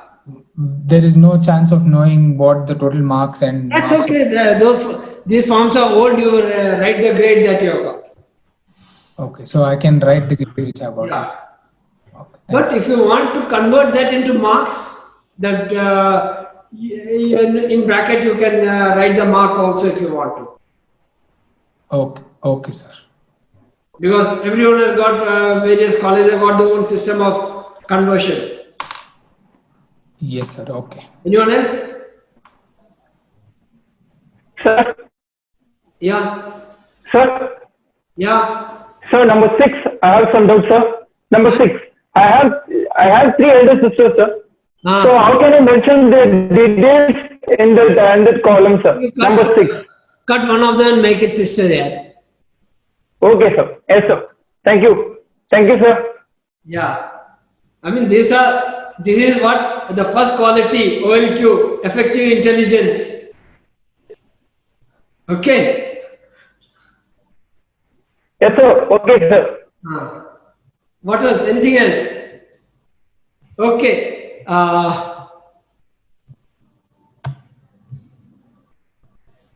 Okay, now we'll come to the interview proper. Before I go into the details, I just want to tell you what the interview, the structure of an interview. What is the first stage of an interview? Yeah. What is the first stage of an interview? I just told the filling up of P.I.Q form. Okay, that is the first stage and treat it as such. I can assure you, you realize that that should be the first stage. The next step, yeah, someone who has been to SSB.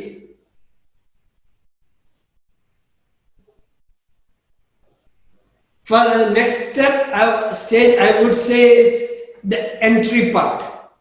Okay, entry to the hall, which includes everything. Your personal grooming to the entry, your confidence. That is the first time that in your P.I.Q form you have shown your abilities, you have projected your abilities or your life to the interviewing officer by writing it in the P.I.Q.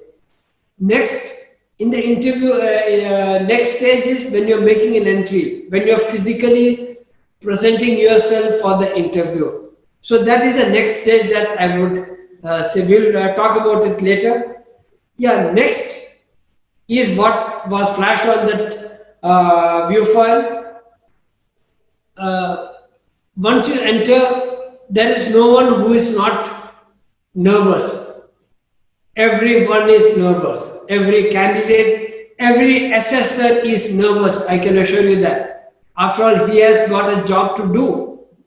On 5th day during the conference, if something question is asked about you in that technique, and if he can't satisfy the other 2 assessors, it will be very, very bad.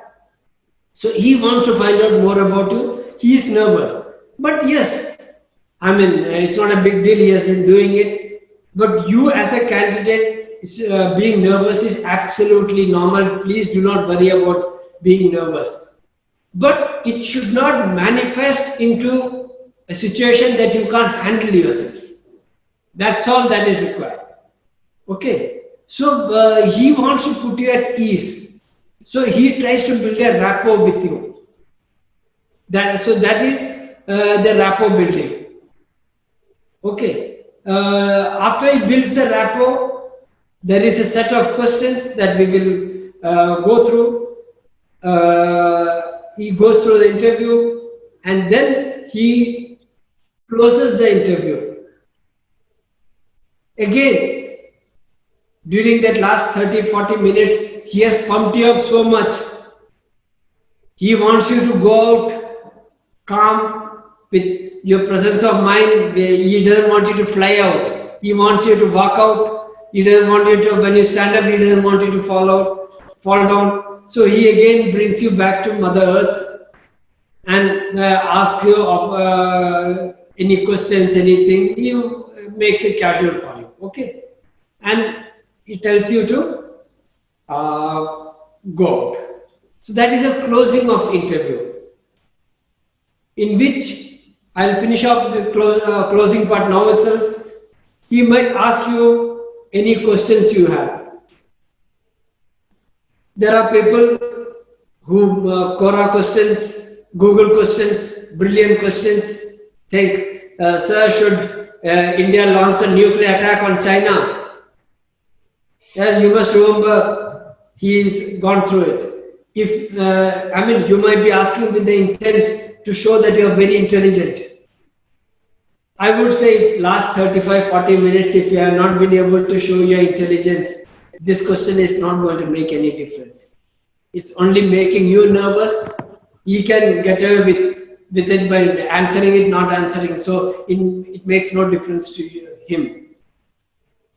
So what I'm trying to say is, do not ask questions for the heck of asking, just to show you to show that you are intelligent, to impress him or something. If you are not been able to do it for last 40 minutes, this question is not going to make any difference on it. So avoid asking questions until unless you find some relevant questions in that surrounding, in that setting.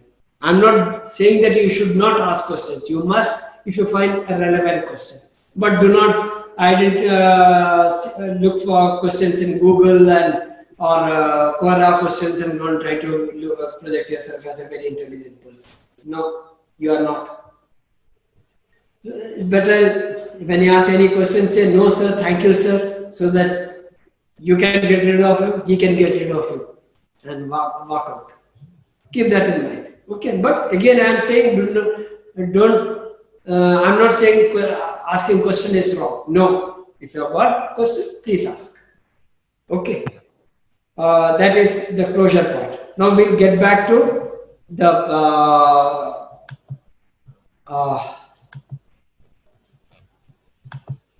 yeah. So I said rapport with the candidate. This is the structure of a broad structure of an interview. In the rapport part, how will he make you ask? He wants you to start talking. You are nervous. Okay. He wants you to start talking. Yeah, or before that, I think I'll cover the entry part and then I'll come to this. Wait. Okay. Entry part is very, very important. As I mentioned, you would be waiting in the waiting room. Someone would show you the room where you have to go. There could be a that mission number where your number could be projected in the waiting room. Your chest number would be shown there, and bell will ring. You are expected to come to the hall. Or if that is not there, someone will tell you, okay, next candidate, please go. So you will be waiting in the hall. Do not get tense. Do not get bored there. It might be at times a long wait. So be calm. Do not try to find out from the previous candidate. Not required. There's nothing that candidate can tell, because he may not ask the same questions. But you need to keep your nerve and stay calm there. Okay. 8 and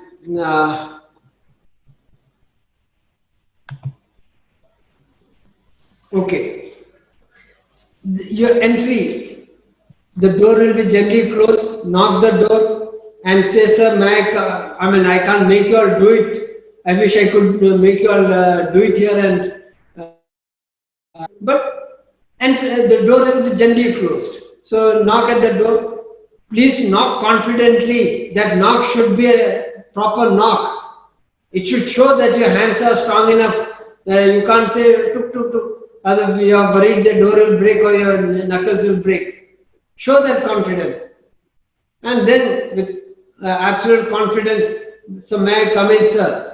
Open the door and ask, may I come in, sir? Because don't shout from behind the door. It's better to open the door slightly and show your face and say, may I come in, sir? He'll say, yeah, please come in. He might extend his hand to shake hand. In case he does that, go to him and shake hand. Ensure that your hands are not sweating, because that's another common thing. You are so nervous, your hands sweating. So it's always good to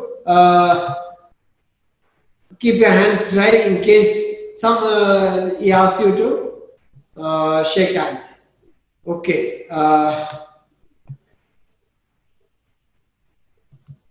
Then it's also, in case he does not, please go to a chair, stand next to it, ensure that you walk properly, smartly. No one is expecting you to march. If you are an NCC candidate, no. Walk confidently. It's your confidence which matters. And I told you, everyone is nervous. It is how you control that confidence and walk. Go to the chair, stand next to it and say good morning, good afternoon, what time of the day, wish. You need not ask permission to sit, because he will make you sit.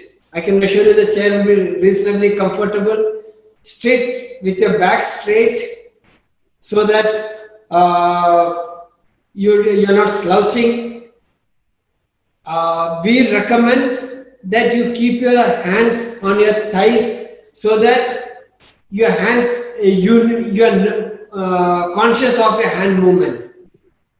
In interview, only your two parts are loose. One is your tongue, one is your hand. Rest all are fixed. And so you should be able to control both. So there's, I don't know whether if you can you see me? A normal posture would be something like this. With chair would be, where the arm is there, don't avoid this. Have a straight back. Ensure that you are not too stiff also, but comfortably sitting. And it does not mean that you cannot use your hand, but don't over use it, that's all. Because body language has a major impact. Does show your nervousness, it does. So this posture helps you to cover your lot of shortcomings. Otherwise, you might be scratching your neck, you might be scratching your chair and all those things out of nervousness. A word about the dress. Please go comfortably dressed. You are going to a place like Bhopal. Your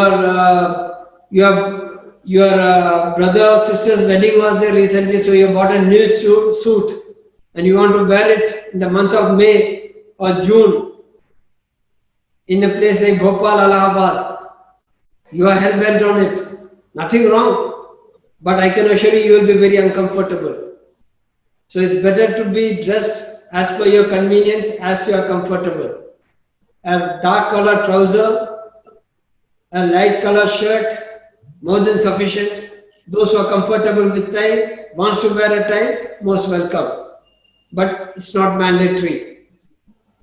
Ladies, I would say same trouser and top, light color, or salwar kameez, or jeans and a kurti. Anything is okay. Ensure that there is not a party wear, too gaudy, too flashy. Make it simple, it will be much better. Yeah, gents, please ensure that you are shaved properly, decent haircut. All those things does matter. Ladies, ensure that I would recommend tie your hairs back so that you don't have to keep adjusting your hair. Particularly for the shoes, wear matching shoes with a matching socks. Don't wear a black socks with a white, black shoes with a white socks and a brown trouser. Avoid that, or a fancy color socks. Ladies, avoid very high heels. You are such nervous, I'm sure you don't want to trip and fall also. But a comfortable shoes, sandals, everything is okay.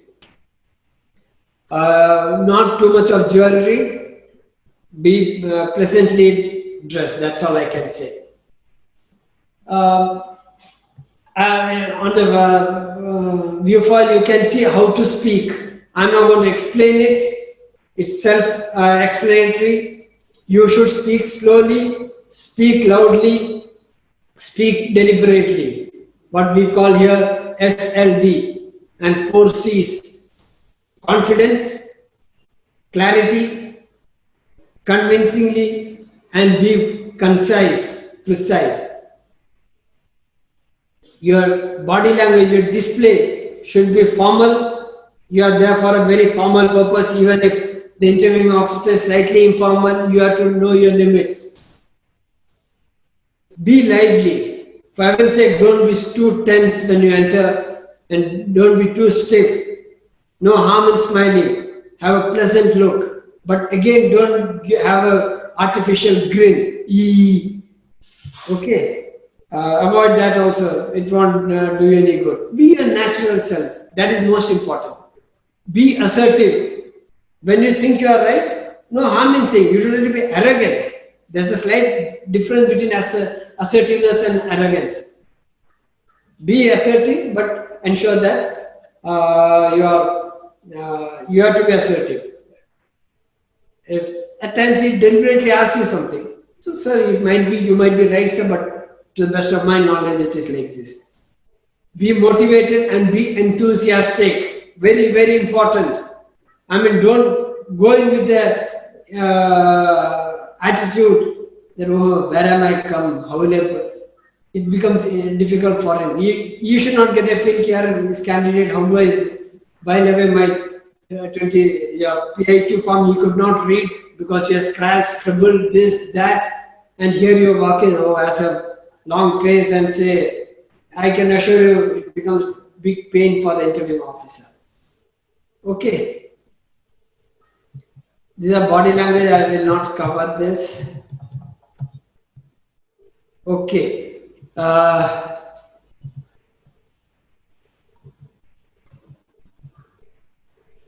Okay.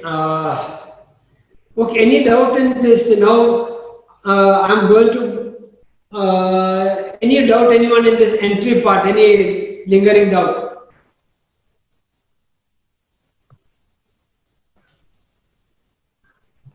Yeah. Anyone? So this was the general. Now I am coming to the. Okay. Before that, coming to that, I'll cover the rapport building. After you enter, you have sat down. Interviewing officer will ask you a general question. How are you? From where you coming? What? How was your journey? Which any person will be able to answer. And that is all. That is rapport building. He is asking you questions which you know about your place. You say your maximum place of residence. In your P.I.Q, you are filled Trivandrum. Tell me something about Trivandrum.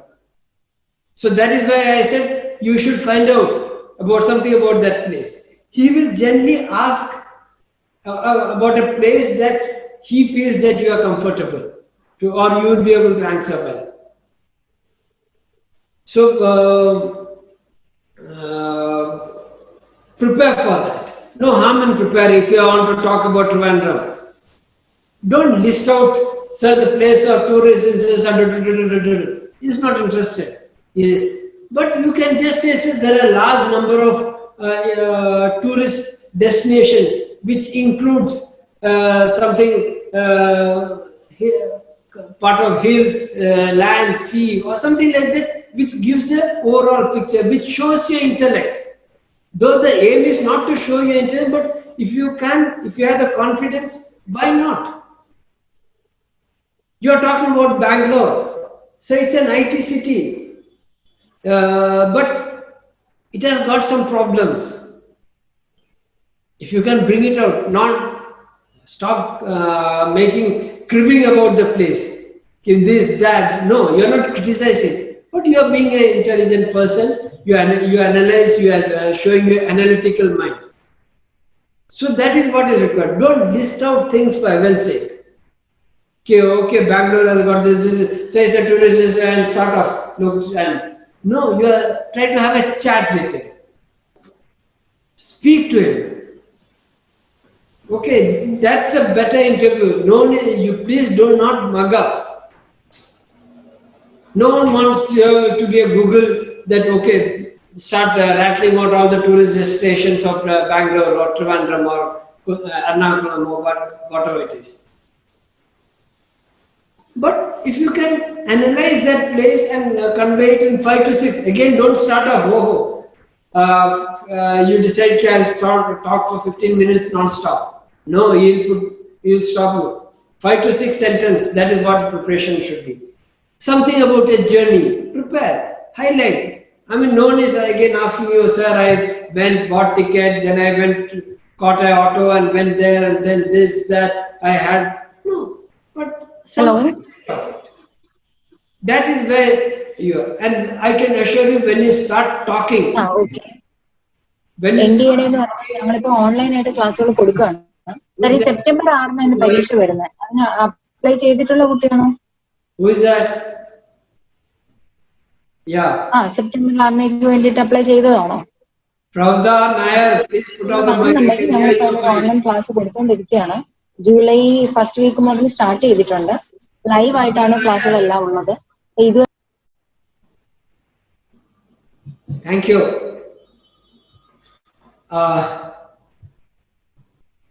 Badesh, I mean, the name is coming, it may not be her.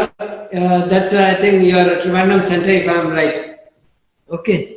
But that's what the name that is being flashed, so that's why I called. I think it's a Trivandrum Center. Okay. I mean, the idea is to make you talk, make you hear your own voice so that you break that initial barrier. So once you're comfortable talking, he knows that you will talk. Because if you don't talk, it becomes a problem for him. I can assure you, it's the biggest problem.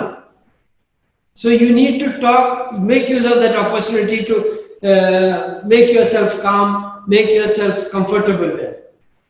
There's a glass of water there, there'll be a tissue there. The glass of water is for you to drink. I can assure you it's clean water. At least, water would be there. But again, nothing wrong in you drinking it. If you feel thirsty or your throat goes dry. But it should not be that the moment you enter, you straight away take it and start gulping down, as if we have now got a opportunity before that. That shows signs of nervousness. You are not able to control it. But during the interview, by all means, use it. Okay, fine. So that is the initial part, your rapport building. Now, the main part of the interview. After this, you all must have heard of the famous rapid fire questions. I can assure you they are rapid fire. They come as a rapid fire. But the technical term for that is comprehensive introductory question, CIQ. No one is going to ask you the full form or what it is, be assured.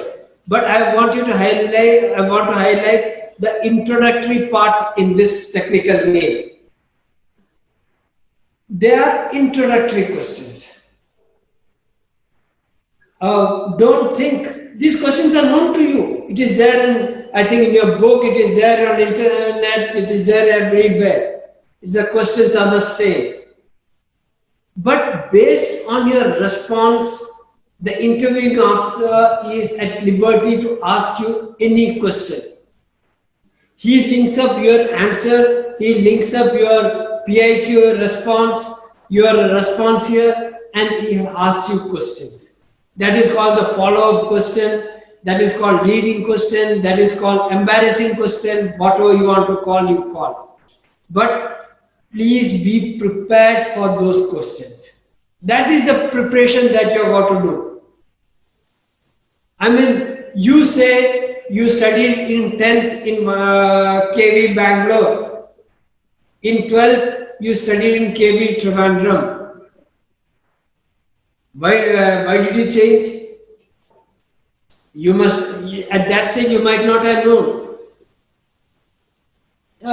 Your father, you should be able to respond. That is, I'm giving a very, very simple follow-up question. You changed, you are in CBSE in your 10th. In 12th, you change into state board. Nothing wrong. It is your life. But why? You might not have known at that point of time. Well, you discussed with your parents and they did it. But today, you should know the reason why that decision was taken. You should be able to explain that. So that is the follow-up question. You say you got 75% in your 10th class, 85% in your 12th class, or vice versa. Why this variation in marks? Why game sports? Why you started playing basketball in your 9th class? Suddenly you say you played till 10th only. After that you stop playing. Why? I mean, everything has got a follow-up question. He might ask you, he might not ask you, that is entirely up to you. But you should be prepared. When you give the initial questions can respond, you should be prepared for all the follow-up questions. And these questions, initial introductory questions, the rapid fire questions, are there for everyone to see. I will flash it. You can note it down, you can think, those who haven't got it, but please prepare the follow-up questions. Now I'll show you those questions one by one, important aspect, or I'll try to bring out what is the assessor looking at with that particular question. Okay, there are 3 or 4 rapid fire rounds. First round is for those who are employed. It's related to job. But for those who are employed, it could be combined that job related rapid fire question, or the first round could be combined. It's entirely up to the interviewing officer. For others, those who are not working, there are 3 rounds. First is related to your education, academic background. Second is related to your family background. And third is related to your hobbies and related aspects.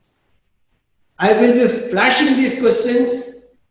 You can, if you are fast in noting down, you can note down. If you want to, if you think you can manage, it is there. I'm sure it will be there in your booklet. It will be there in your. It's there, and that I think any site will tell you about that. Okay. Since most of you are again, just I just saw 2-3 hands going up for people who are employed now. Anyone here employed? How many are there? 1, 2, 3. Just one second. Yeah, in this group, anyone? 4, 5. I'll not dwell too much on the employment. We will see how we can cover it up. But I'll just flash it, and I'll cover the important aspects.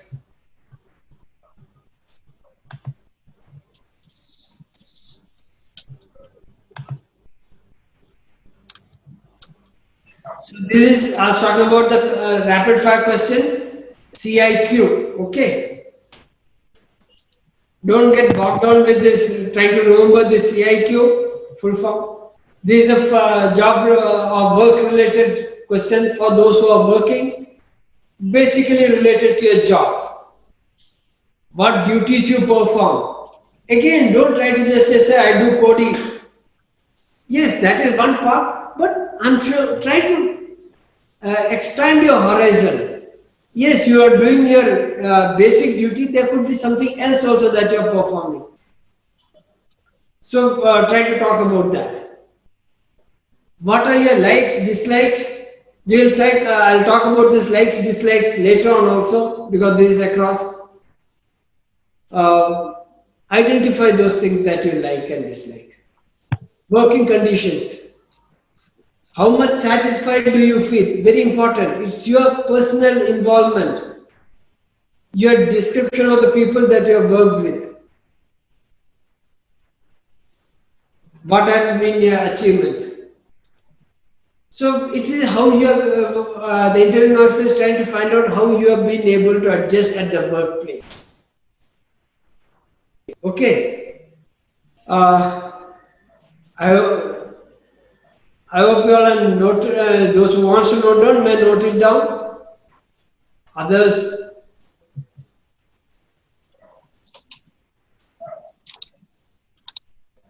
this is the first CIQ which is common for all.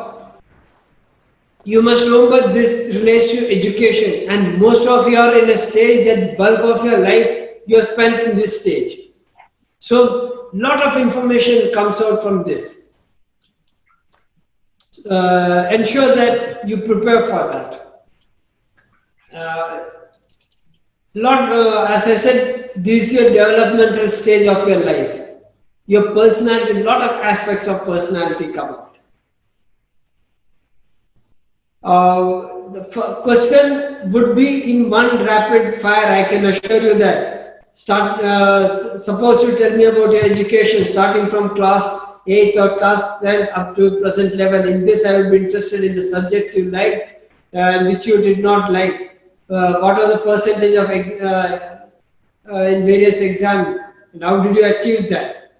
What are the competitive exams that you appeared for and the results, and what are your future career options? Tell me about your games, sports, extracurricular. I mean, it's going to be a rapid fire, actually rapid fire. It doesn't mean that you need to mug it up, but understand the questions. And also remember that you mug it up and you start answering the question whether he asks you or not. That's a wrong form of coaching. Please do not mug up things and just rattle them out. The interview should be relevant to that environment. It has to be a one-on-one interaction. I'm giving you these questions. He may not ask you some questions. So don't just mug it up and answer them the way you feel like, the way you are mugged it up. That will be a very poor form of learning. Okay. I'll just show you the second. This is the remaining question of CIQ 1. I'll go back and cover each of them. Okay. Starting from those who are after your 12th class, that is NDA, TES and all these entries, you will be asked from class 8. Those graduate entries, it will be from 10th. Okay. So starting from class 10. So you can say, sir, in my class 10th, I studied in so-and-so school and achieved so much of percentage. I chose those subjects, so if he asks you, you can talk about that percentage score. Yes, you already said in my 10th class, I achieved a percentage of this. In my 12th class, I achieved a percentage of this. There are two ways to answer. One is take, let us say, each level, class 10th, class 12th, your college, and cover all the parts, all the aspects, games, sports, marks, percentage, competitive exam, everything. Other one is go vertically, question wise. Okay, class 10th I studied this, in this school, covered this, in class 12, so cover all the percentage of marks and all this thing. And then come to games and sports. Either way you can do it. I would recommend that you take topic wise, so that you are, like, suppose if you are going to cover horizontally, in class 8th or class 10th, I studied in this school, I did this, I played so-and-so games, I achieved this. In class 12th, again you are going to be talking about your games, sports, your teachers, everything, repeating the same thing again. So it might be better that you do it. Okay, first you finish all your marks and all these things, then comes to games and sports, then you come to the teachers, that is the question in the next page. Okay. Write the competitive exams. Your 10th class competitive exam, if you have written something. Your 12th class, including service related. Don't just write about JE or such related CET and all these things. You must write about the defense related. I have appeared for NDA, I appeared for IMA or CDS or whatever it is, all those things. Even if you are not cleared, I would say no harm in writing. Everyone cannot clear all the exams every time. But at least it shows your interest in that, in your service. You might be saying, sir, it was my childhood dream, and you are not appeared for NDA. I mean, it shows what childhood dream you had. And when you ask when do you appear for NDA, say, I didn't know about it. Then your childhood dream is fake. Okay, so, I mean, it gets correlated. There should not be contradictions in your answer. That there should be a flow in your interview. He keeps note. What you have said now, what you will be talking after 30 minutes. So don't try to fake things. Don't create contradictions in your statements. That is what is required. Okay. Okay. There is a second part, game, sports, extracurricular activities that I mentioned. In your P.I.Q, you already mentioned, if you already made up what is where, talk the same language here also. In your games and sports, under the games and sports, extracurricular activities, what you have mentioned, talk about that. If you haven't participated at any high level, it's okay. Sir, I just used to play for fun, no harm. Teachers you liked most and those who did not impress you much. The same for those who are working, job related, there was a question, your colleagues or your people with whom you were not very happy with. So that's why I said it could be combined. He may not ask you the question out here, he might finish off both the things. But here again, teachers, you might have 100, 200 teachers in your life till now. You describe one or two of them, that's about all. Don't try to describe 10, 15 of them. One or two teachers. Identify that teacher. I mean, when you think of this question, when you think of a teacher, that teacher should come to your mind. And you should be describing. Then that is, your interview will not be inconsistent. The follow-up questions will be much easier.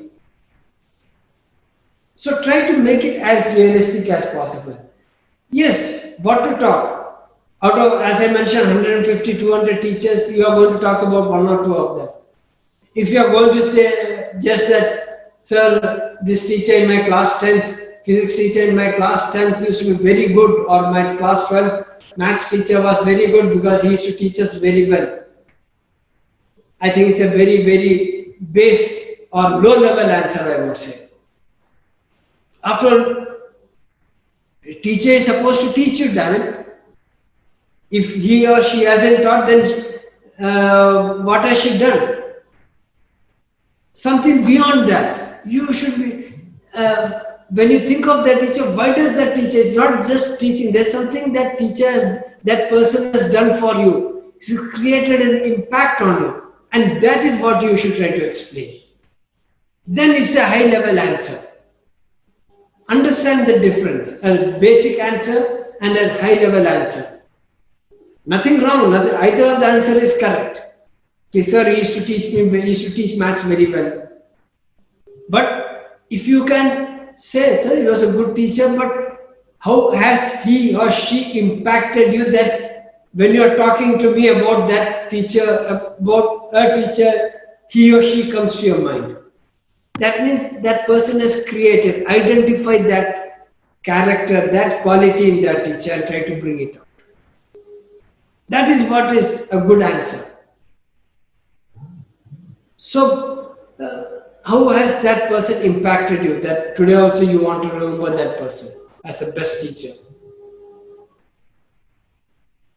Okay, that, of course, there will be follow-up questions, why you felt in this and that, be prepared for that. There's someone with whom you are not very much impressed with.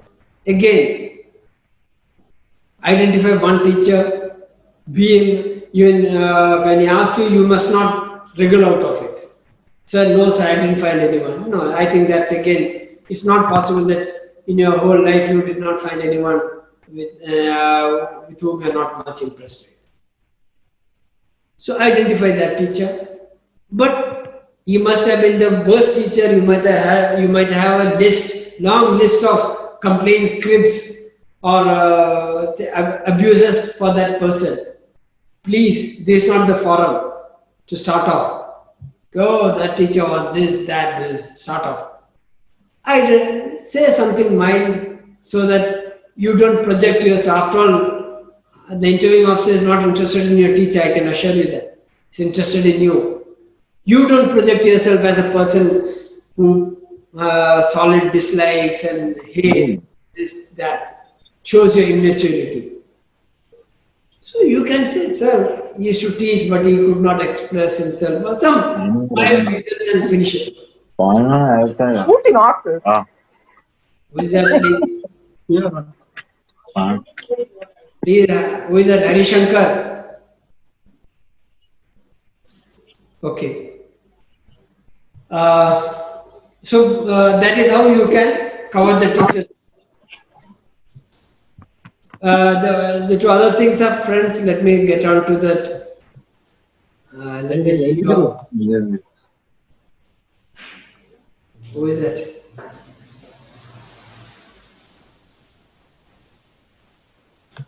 Whose mic is on? Please put off your mics. Okay.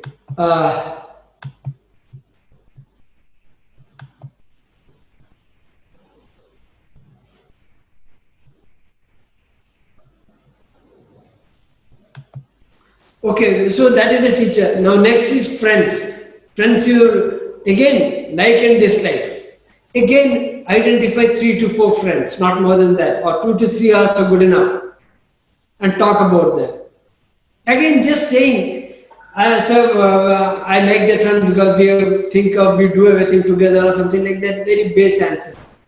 It's a very, very important question, let me tell you, at your level, because till now, your life has been revolving around your friends. They are the ultimate. So, a lot of things come out. Your personality comes out when you talk about your friends. Ideally, when you think of friend, those 3-4 characters should come to your mind. And again, then you think about them. What is it? Just because you get along, you like each other is not a quality that you would like to say. Yes, so we think alike, we work together, all those things are okay. But beyond that, what is it? That I want to see, do you have that analytical ability to analyze a person? Be it your teacher, be it your colleague, be it your boss, be it your anything. Do you have that intelligence to analyze a person?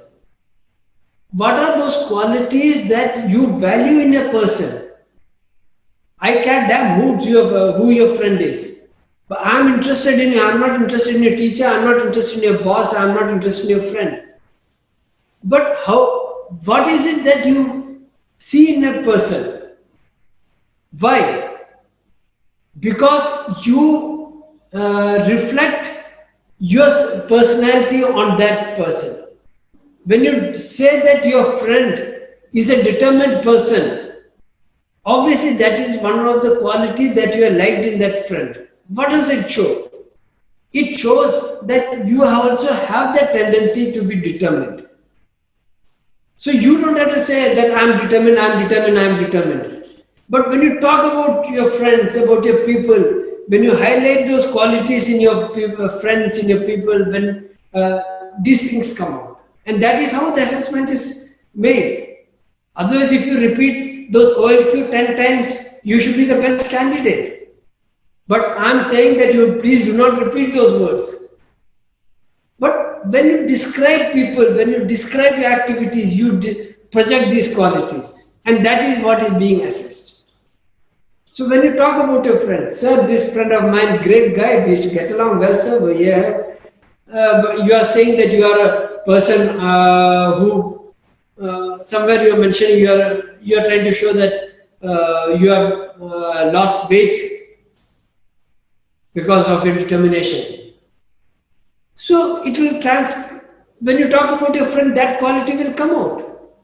Sir, this guy used to, even when I was in a low mood or when I was not interested in going to the gym or going for the run, he used to come and drag me out. And you like that quality of him. That is why you are friends. So what does it show? It shows that you are also that determined like him. So this guy is one, he never gives up. So you identified that quality. So that is how you need to describe a person. Don't just say, sir, we get along well, we do this, we do that. That obviously you will do it. But try to identify those important aspects of his quality and try to 1 to 2 quality of that person. 2 to 3%, if you can, I think you have handled it well. So please prepare this question. And don't cook up. You might, you might say that I like this person, sir, because we go to pub every weekend and enjoy. Obviously, nothing wrong in that. Friends are meant for that also. But is it that quality of going to the pub, enjoying, having fun, that you have made a friend and that is all that is there between you and him?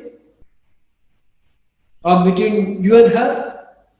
Then your friendship is, you are not projecting your quality that you want to project. I'm not looking for someone like that. So understand this and try to prepare your answers, response for that. Okay. The last question was if you had any problem financing your education. Yes, again, it shows when you're talking about your family subsequently, or here you are saying, sir, I have taken a loan for 2 lakhs and now you are working. Are you repaying that loan? Are you living within your means? Are you suddenly you got your work job 6 months back and you have started wearing the best of brands and enjoying life only, not being responsible to repay that loan, or your parents are repaying and you are still making them repay. Somewhere or other it gets linked. When you're talking so many things, you will come out with it. I can assure you it comes out. Even without, that is what the interviewing officer is trying to find out. So, stick to those things. Okay. Any doubt in this first round of questions, or first the job related as well as this, anyone, before we go to the next part? Sir. Yeah, Yashwant. Sir, I don't have any doubt, but I don't have any doubt, but they ask why are you chosen the Indian Army? What I have to tell them? Then I can't. Why are you? So why you are motivated for Indian Army? Why I have to hire you? Like that questions I have to to answer. Can someone else repeat that question, please? I couldn't get him. So he is asking why have you opted for the Indian Army? Okay, we'll come to that. That's different. We'll come to that later. Anything that is not there in this question, I'm asking you to restrict yourself to this question. Okay. Now we'll go on to the second CIQ, that is related to your family. Okay.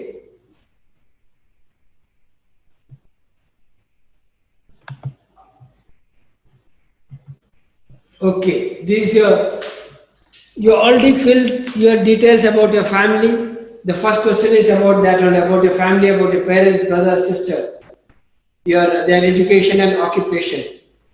How you spend time together, what are your activities at home, and those activities you are personally involved in. Whom do you approach when you have a problem? How do you meet your monetary requirements, and that's how much pocket money you get and how do you spend it? Those who are working, it could be about your salary and how do you spend it? Your neighborhood friends.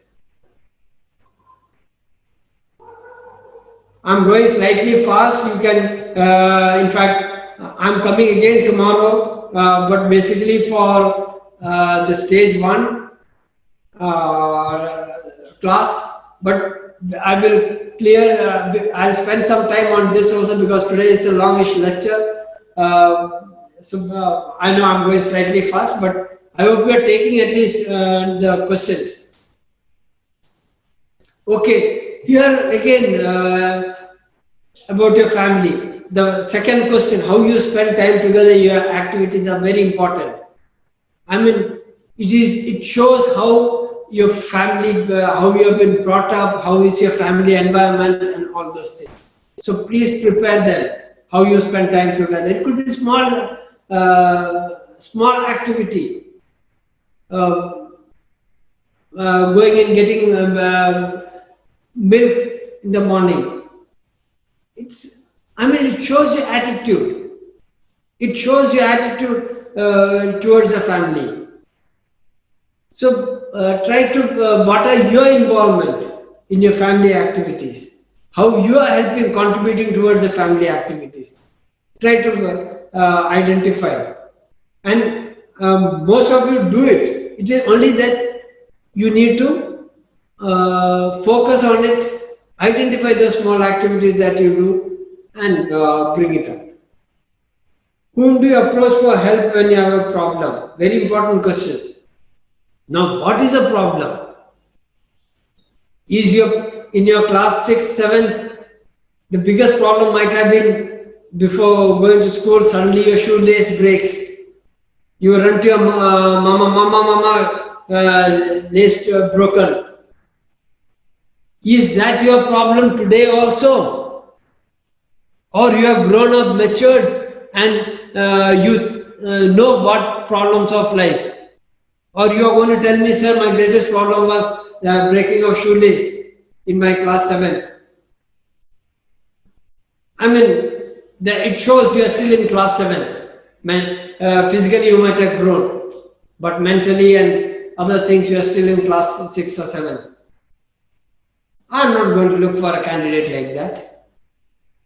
So please identify that problem which you want to talk about. It could be anything, but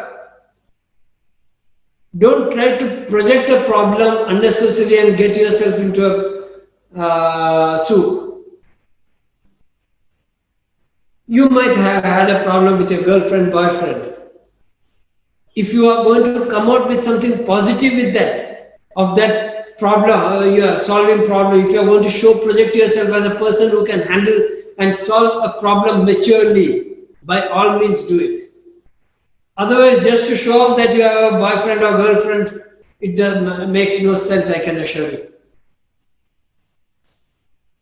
So, identify those problems. Yes, greater problem, if you handle it well, it shows your ability, your personality, than just saying some silly problem. But you have got to decide what problem you want to talk about, how you can handle it, because he is going to ask you about that problem, why you got into and all those problems. In the follow-up question, he is going to ask you about it.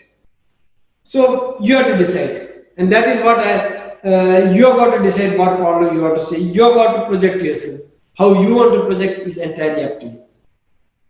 Okay. How do you meet your monetary requirements? Again, you might have said, sir, we have taken loan. So here you have shown your family income 25,000. Your parents are contributing, your siblings are contributing for your education. They are sacrificing, and here you say, sir, I have a ball of a time, I enjoy, I do nothing. You are being irresponsible. That's all I can say. So, control yourself.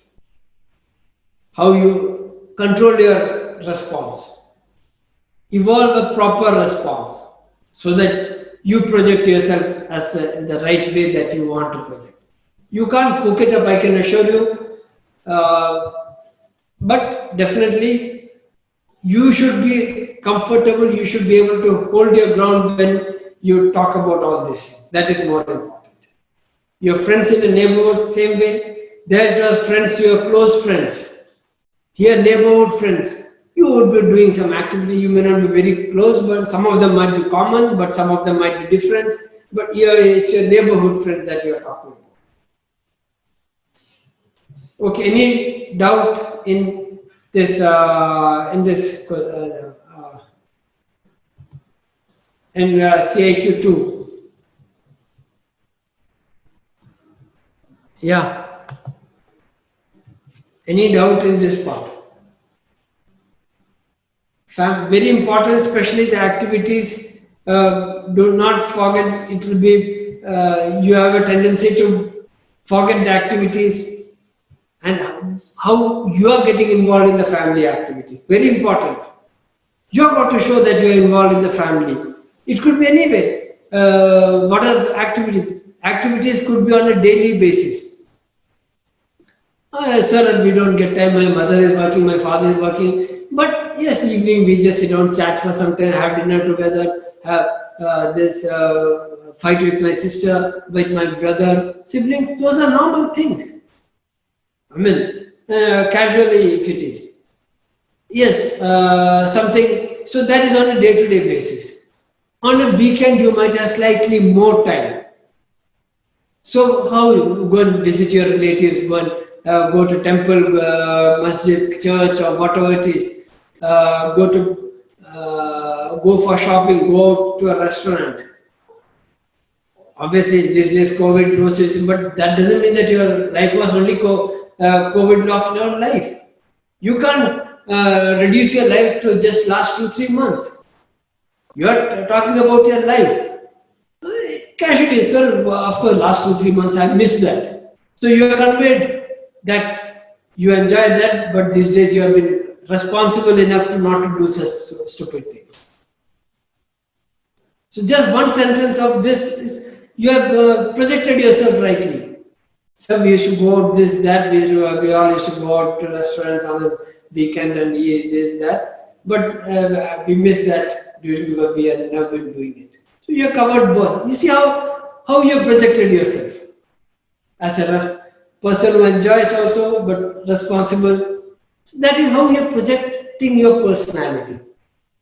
Okay, you are one of those who does some you go out for vacations, your family, or go to temple, far off temple. So those things you can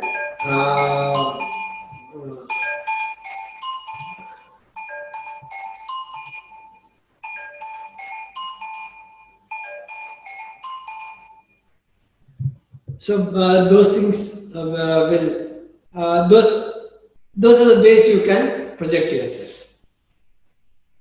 So find out the correct answer. So if you no point in saying I mean I don't do anything. You got to find out how you spend time with your family. You have to spend time. You might be spending a lot of time with your friends, but those little quality time that you spend, you should be able to highlight. Okay. Any doubt in this? Otherwise, we go to the third. Sir, one doubt. Is that? Sir, in like my personal case, I did my graduation in a different place from where my parents were residing. So naturally, the concept of spending time with the family won't be as descriptive as it should be as compared to the lockdown one as well. Again, another common mistakes that people do. You are staying in a hostel, you are working somewhere, you have gone for 4 days break.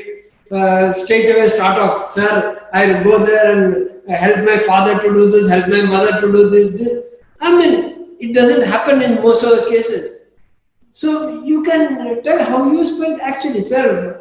First day, so I just relax, sleep. My parents don't tell me anything. My mother makes me pampers with this. Yes, after second, third day, he starts doing this. That's common. That's a normal thing. So try to do both the things. How you spend here, how your activity there, how was it when you are staying with them. That is how you are talking about yourself naturally. The question is separated, but your life you cannot separate everything in a different compartment. There are interconnections. So when I was in school, when I was at home, sir, I used to spend, but these days I'm staying here. So, but when I go home, I spend my time like this. Again, don't say next day, sir, you reach there at night, and next day morning you say, sir, I go and stand in queue to pay the electricity bill. I mean, it may not happen until there is a necessity. You and your parents may not expect it. So be natural. That is more important. So in that you have got to project yourself positively, correctly. Anyone else? Okay, the last one, last CIQ is about your hobbies and spare time activities. Comparatively simple. Okay. Only I would like to cover on that last aspect, your daily routine. Again, try to show it as a natural routine. How you spend your time. Because on a Sunday or on a weekday, there is a difference. On a Sunday, you expect, weekend, you are expected to let your hair down. So no harm in saying that you get up slightly late. But again, you have got to show yourself that you are responsible. You can't say, sir, I get up at 1 o'clock and again have lunch and sleep off, or don't do anything. Try to show how you catch up with your backlog, how you prepare for the next week. All these things should be incorporated. How you enjoy also. No one is saying that you should not enjoy, you should not go out. So all these aspects should be covered in your daily routine. Baki TV, internet, how you utilize them should be genuine. Try to think. There is something which bulk of time you do, but there are specific activities that you carry out which you must cover. Okay. So, any doubt in this CIQs? I mean, I have gone slightly, I'm sure you all must be feeling hungry, at least I am feeling. So, we'll try to finish it off today. Here, this is the 3 CIQs or 3 or 4 CIQs. In addition, I will not be covering, I will cover this last aspect tomorrow in detail, but very, very important. They are very, very important and you need to work a lot on finding answer. There are 5 other important aspects which, like someone already asked, which the interviewing officer will incorporate during the interview. I'll flash it and you can just note it down. We will talk about it in detail. I'll spend some time tomorrow on this because I know I can't cover it.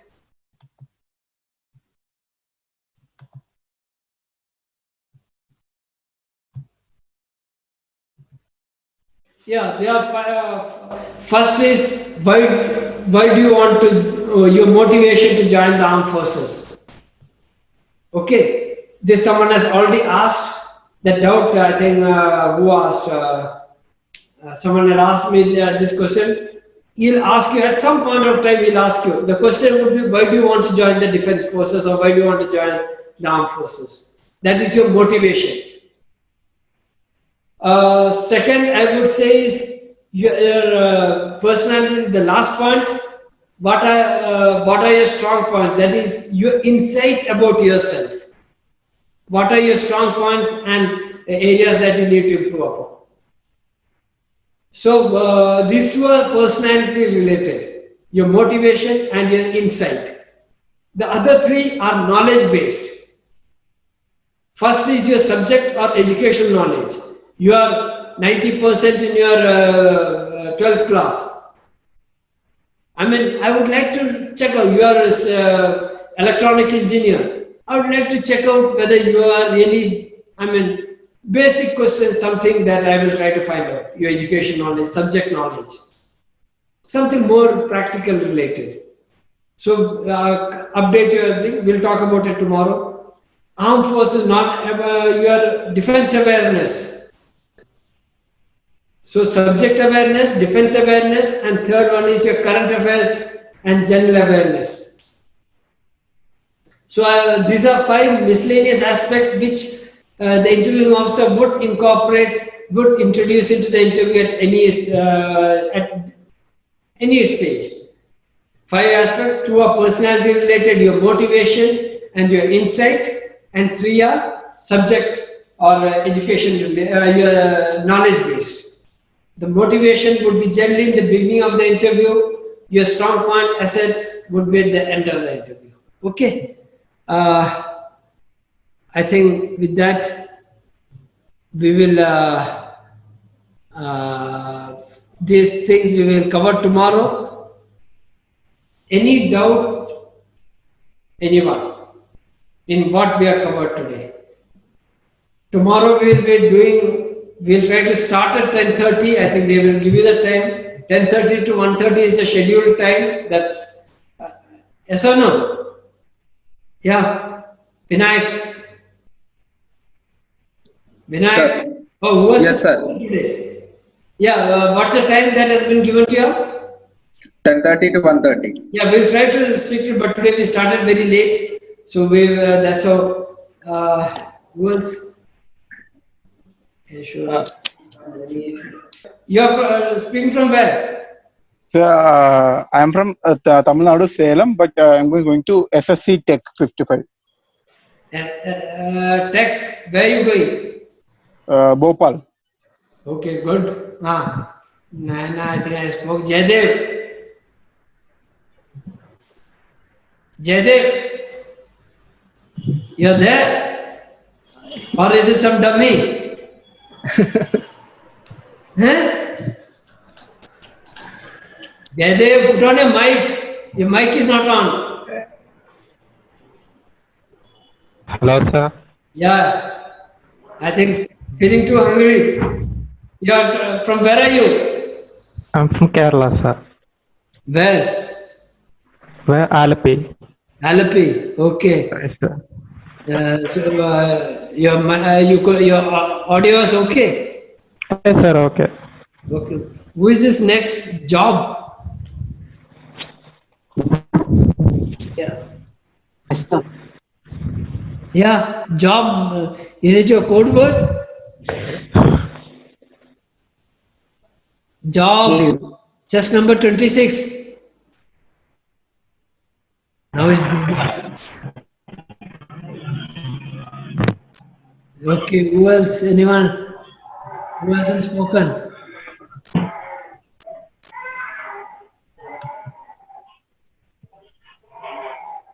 Hello.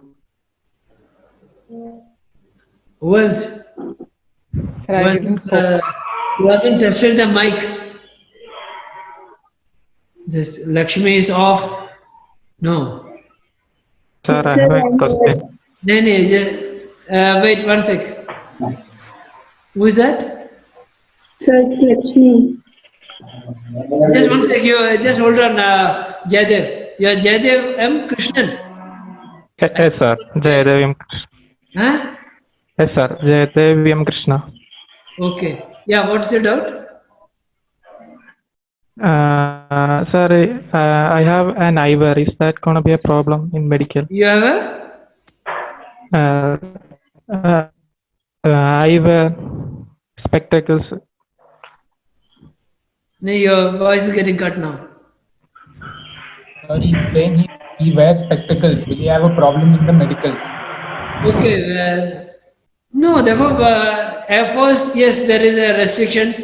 Army, if it is corrected, there's no problem. Okay, sir. Thank you. Yeah, job. That's number 26. Yes, sir. Yeah. Sir, can you hear me? I can hear you. You're from where? Where are you? Kerala. Huh? Kollam. Kerala, Kollam. What's your name? Job. Jose. Job. Job. Job. Job only. Okay. So, Yeah. but I was audible. Yeah. Okay, Yes, good. sir. Yes, you must avoid this yeah with an interviewing officer. Okay, either it should be. Okay, sir. Yeah, Ajay, bolo. Huh? Hello, okay then, all the best. Thank you. We'll Thank you, sir. Thank you, sir. Thank you, sir. Thank you, Thank you, sir. sir. Thank you, sir. Thank you, sir. Thank you.